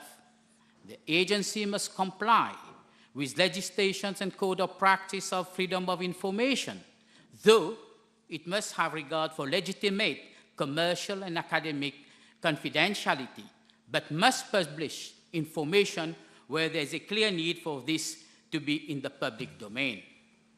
Mr. Speaker, sir, my intervention of this proposed bill for the setting up of the Mauritius Food Standard Agency today is pragmatic, and with the aim to make constructive proposal to be able to achieve the goal that is giving all the stakeholders the necessary trust and confidence which has been lacking in the domain of food safety. The setting up of such an agency is laudable. However, I sincerely believe that it should have been introduced by the Honorable Prime Minister. Nothing personal against the Honorable Minister of Health. I explained myself. Mr. Speaker, sir, I am of the opinion that the bill should have been introduced by the Honorable Prime Minister so as to give all the impetus to this agency, since it involves, as he mentioned himself, the Honorable Minister, so many ministries, from the Ministry of Health to the Finance, the Attorney General to Commerce, Agriculture, and as we can note from the number of nominees among the 12 that has been named on the board. Mr. Speaker, sir, the independence and the true independence of such an important agency is critical. It is also important that such agency is seen and also perceived to act independently and not tied to any vested interests or ministerial influence. Hence, I believe it should be a non-ministerial department governed strictly and solely by the board. I will quote, in the United Kingdom, the Food Safety Agency was prefaced by the then Prime Minister, Tony Blair. And I quote, it's a bit long, for too long, consumers in the United Kingdom have suffered from uncertainty and confusion about the quality and safety of the food they buy. The government is determined to do away with all climate of secrecy and suspicion. This fresh approach will help to command the confidence of consumers, industry, and our partners, as he quoted, in the European Union. But he went one step further, and that's what is extremely important here. He said, the agency will not be tied to any vested interests. It will have clearly defined priorities. It will be free to publish any of its advice to government.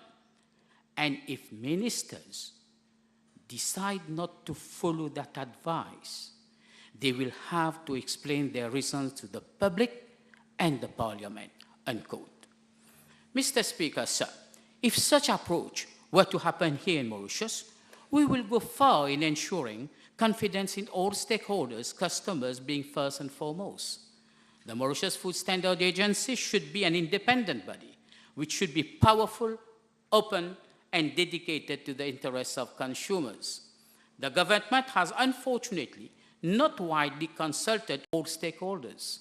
It would have found widespread support and, above all, added constructive proposals that will have transformed the way food standards issues are handled in this country. The essential aim of the agency is the protection of public health in relation to food.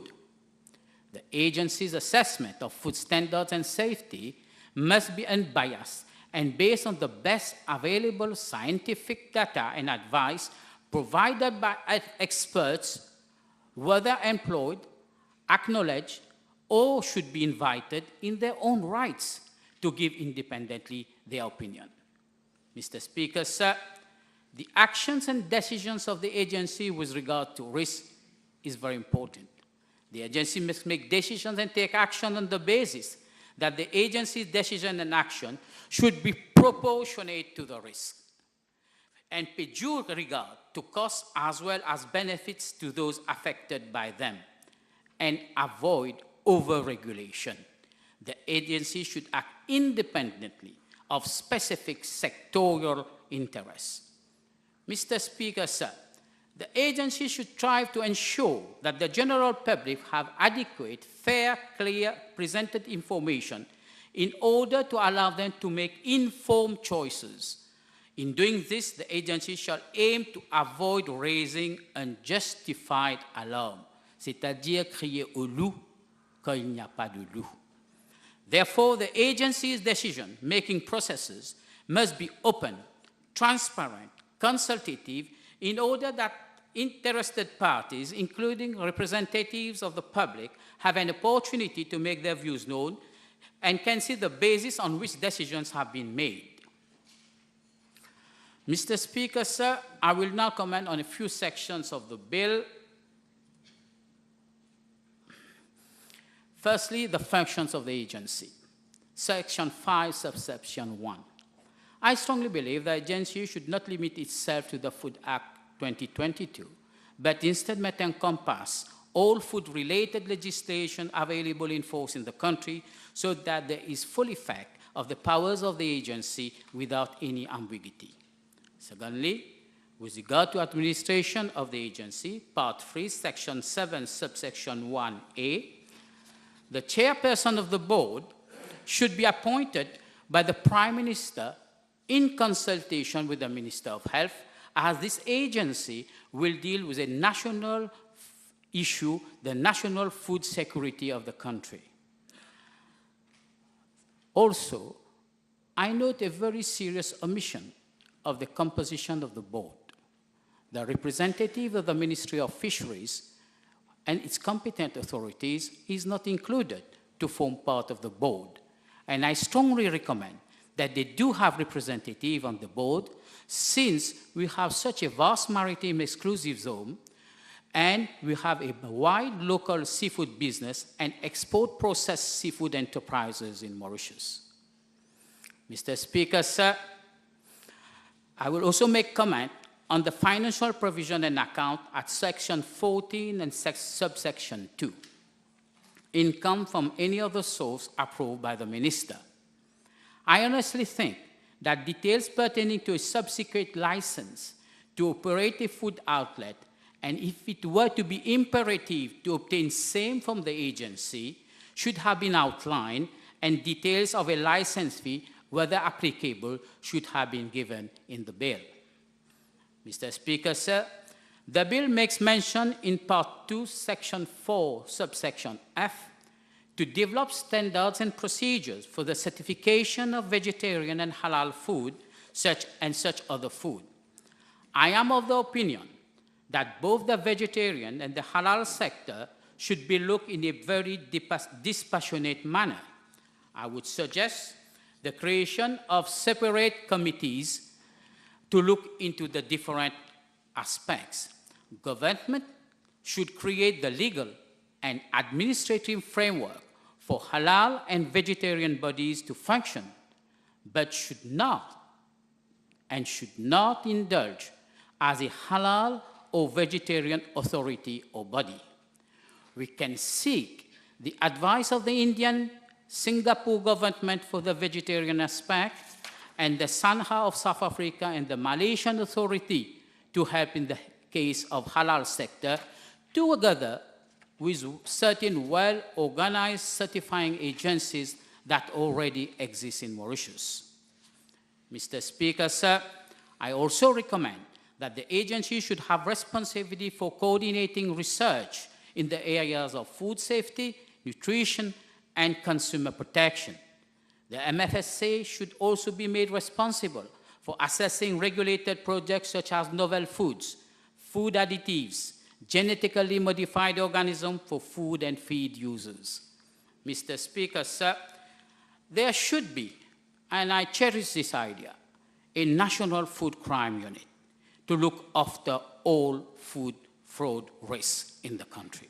Food crime is too often sophisticated, serious, and always involves dishonesty.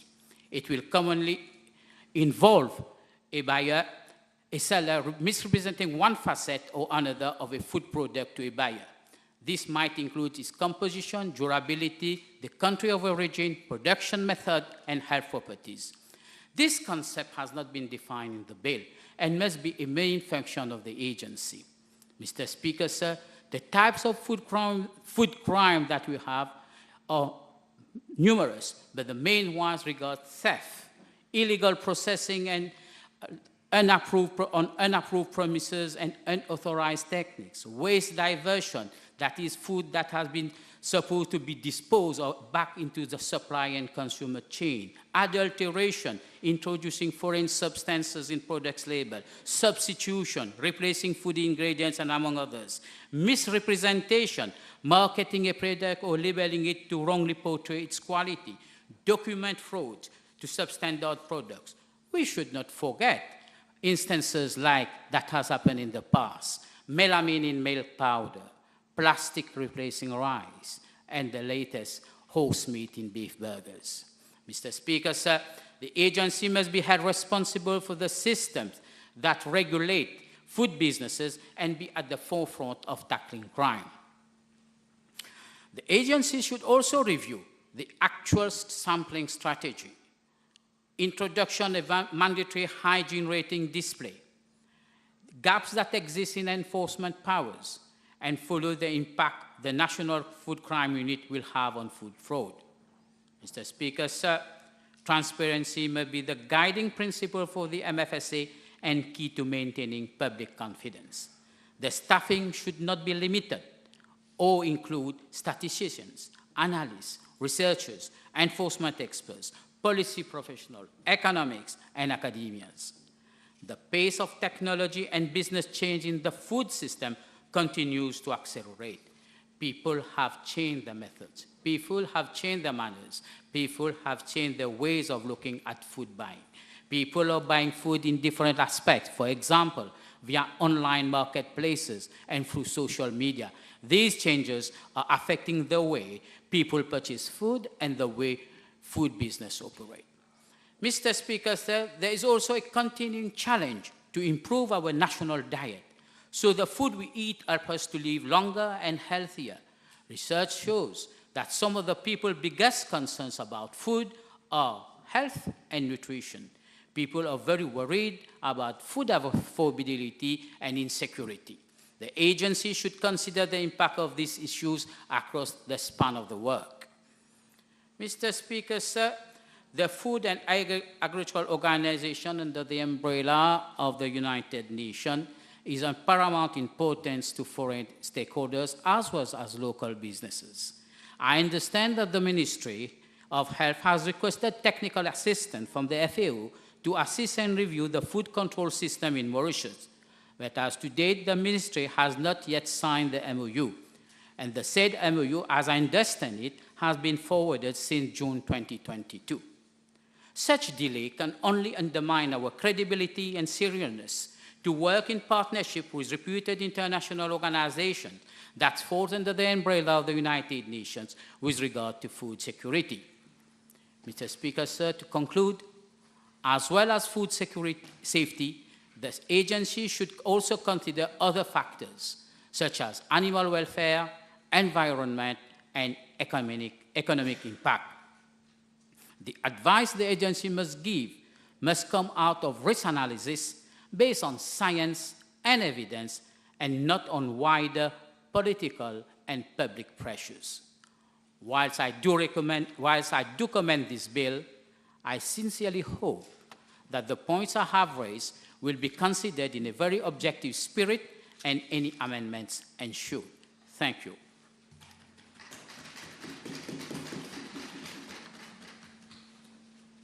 Honorable Kondusha. Mr. Speaker, sir, thank you for allowing me to contribute to this very important piece of legislation.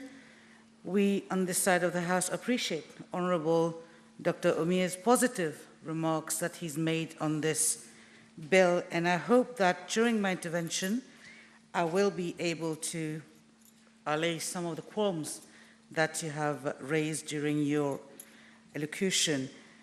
It is also good to note that most of the points that that Honourable Omia has raised during his intervention are already being catered for in the bill brought to the House by my colleague, Honourable Dr. Kailesh Kumar Singh Jagatpal, whom I congratulate for him and his entire team for their study, the effort that they've made in the preparation of this bill. Mr. Speaker, sir, the Mauritius Food Standards Agency bill is nothing but a logical step forward after the Food Act was passed in July this year, and is yet another concrete measure by this government just 3 months after, so as to ensure that our population benefits from adequate, safe, and healthy food. Mr. Speaker, sir, the health of the people determines the wealth of a nation. The recent COVID-19 pandemic and independent as well as interdependent external factors prevailing at international level have made governments and heads of state realize the growing importance of food security. This government places a lot of emphasis on the health of our population to guarantee the safety of domestic food supplies, as well as food items for regional and worldwide trade. It is essential to build an efficient food safety system. Mr. Speaker, sir, the agency's functions lie at the very heart of the bill. The agency will play a significant role as the primary source of policy recommendations made to the Minister. The agency's general role is to ensure that the food regulatory measures are complied with, in addition to providing advice and scientific and technical assistance to the Minister. By providing unbiased and evidence-based guidance, and here it is perhaps the reassurance that the Honourable Omia was seeking, evidence-based guidance, the provision of which will assist people in making well-informed decisions. So they are going to be scientific and they're going to be research-based. Mr. Speaker, sir, the budget allocated to the health service is enormous and it keeps growing every year. However, it is more judicious, and I'm sure we all agree with that, to address the health services from a preventive perspective. We all know that we need to have a healthy lifestyle in order to stay in good health, and this also depends heavily on the quality of food that we consume. Our concern for the health of our population includes food safety. Excuse me. May I carry on? Yes, please. Our concern for the health of our population includes food safety as an integral component. Food safety, nutrition, and food security are very intimately linked. Food safety, Mr. Speaker, sir, cannot exist without an adequate control system and information sharing. It is well understood, Mr. Speaker, sir, that gender equity and empowerment of women are essential for lowering the incidence of foodborne illnesses. This bill, Mr. Speaker, sir, will foster strong customer trust in the nutritional value and safety of food that we produce, that we import or export, and most importantly, that we consume. The presence of foodborne illnesses as a result of excessive use of pesticides, chemicals, microorganisms, and parasites has affected and will continue to affect us if nothing is done. All stakeholders have an important role to play in educating and training our citizens to apply all knowledge associated with food safety into our daily lives. We know that we have a good number of women who are still taking care of a balanced diet, the health aspects, and the safety of food being purchased and consumed, and these women are also very well aware of food safety issues. Mr. Speaker, sir, what I'm aiming to say that in order to achieve the Sustainable Development Goals and to provide a better and a more sustainable future for all, food safety, including access to enough safe and nutritious food, is a key component. The SDG goal number 2 aims to, and I quote, end hunger, achieve food security, improve nutrition, and promote sustainable agriculture, end of quote. The success of the Sustainable Development Goal rests to a large extent on effective monitoring, review, and follow-up processes. To this end, the government's recent budgetary measures have been directed towards enhancing our produce, as well as a transformation in their agricultural sectors. Moreover, on several occasions, the Prime Minister himself has laid emphasis on the importance of stepping up our efforts to achieve self-sufficiency when it comes to food. Mr. Speaker, sir, the Prime Minister has, time and again, acted upon what he believes is right for the country. His first duty has always been to care for the health of his citizens, be it when we were going through the storm of the COVID-19, be it in the recent budget where the focus was on food security, and now, today, as we debate this bill on the Food Standard Agency. The government's vision has never been limited to immediate gains. This government's vision is that of long term. We can rest assured that through this bill, we are laying a strong foundation for a healthier generation ahead. Mr. Speaker, sir, Mauritius has a liberal economy and trade policy with a trade to GDP ratio of 95%. In order to promote food trade, the quality of our food needs to be enhanced. It is equally important to ensure that domestic and international food regulations are consistent while maintaining high standards for both consumer and public health protection. For example, if a product is commercialized in Europe according to certain established standards, it can safely be consumed by our local population. The provisions in the Mauritius Food Standards Agency Bill are intended precisely to bring measures on local and imported food products closer in line with international standards. My point is that we cannot restrict imports. We must rely on the norms established internationally. Mr. Speaker, sir, from this side of the House, we are of the firm view that our people have a right to clear information so that they can choose their food with knowledge and wisdom. Transparency in the food supply equips the consumers to make informed choices about the food they consume and also respects their integrity and autonomy. The agency is not here, and let's not make any mistake about this, the agency is not here to impose upon the people on what to eat, but we're all aware that poor nutrition contributes significantly to bad health. Therefore, the agency is here to play an active role in nutrition policy. It will also encourage producers and importers to sell more quality products and automatically generating a conducive environment for trade by enhancing market access for those goods. Mr. Speaker, sir, according to the World Health Organization, women's and their children's health and development are significantly influenced by nutrition. I have in mind right now the nutritional risk factors for vulnerable groups, such as expectant mothers, pregnant women, breastfeeding mummies. The implementation of this bill's provisions is going to ensure that our women and children have access to healthy, nutritious food that are safe for their consumption, which obviously we all know affects our children's productivity, their academic achievement, their cognitive development. Mr. Speaker, sir, I can only praise my colleague, Honorable Jagapal, for again displaying his unshakable mettle to come up with a bill for the welfare of our citizens, and I would have hoped that Honorable Omia, being a medical practitioner himself, would have been the first to congratulate my colleague and acknowledge the scope of this piece of legislation. I think you did. You did. Well done, you. Mr. Speaker, sir, we must not see the array of measures taken by this government in isolation.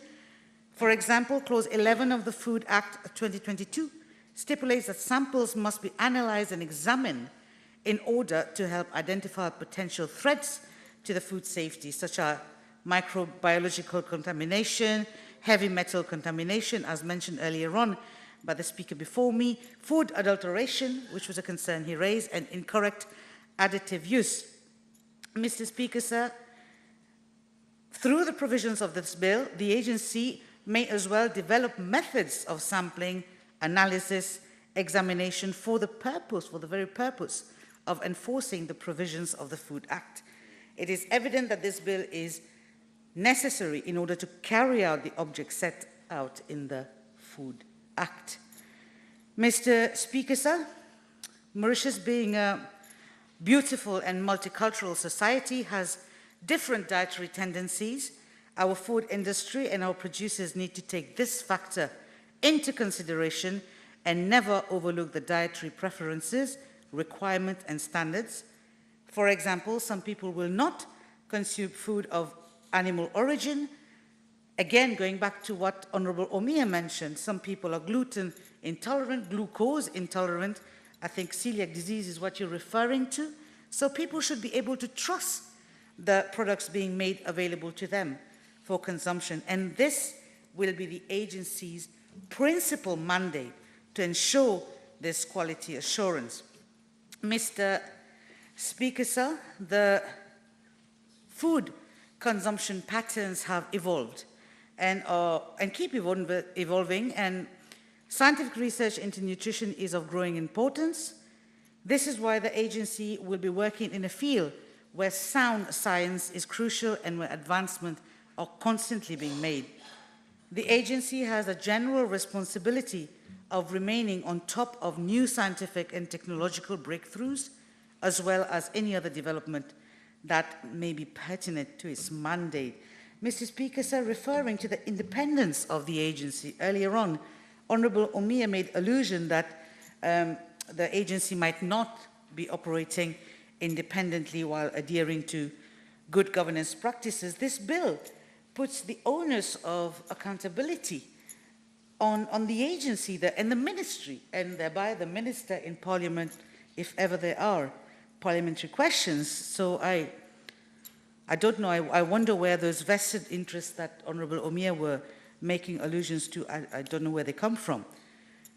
Mr. Speaker, sir, allow me to conclude, and I wish to say this, that our government, this government led by the Prime Minister, Honorable Pravin Jagnnath, through a multitude of tangible measures, including but not limited to budgetary measures, this government is making sure that we have access to food that complies with food regulatory standards. This bill displays this government's dedication and commitment to making a healthy lifestyle our priority. The government's goals and guiding principles for promoting safe food are now more explicitly stated in the Mauritius Food Standard Agency Bill, and we are confident that this bill will give more strength to the control system for food safety. This, in turn, demonstrates our willingness to be aligned with the prerequisites of a high-income economy by matching our population's wellness to higher levels. I once again thank and congratulate my colleague, the Minister of Health and Wellness, for the undelayed introduction of this important bill to the House. Long live the Republic of Mauritius. I thank you all for your attention. Honourable members, I'll suspend the sitting for 45 minutes.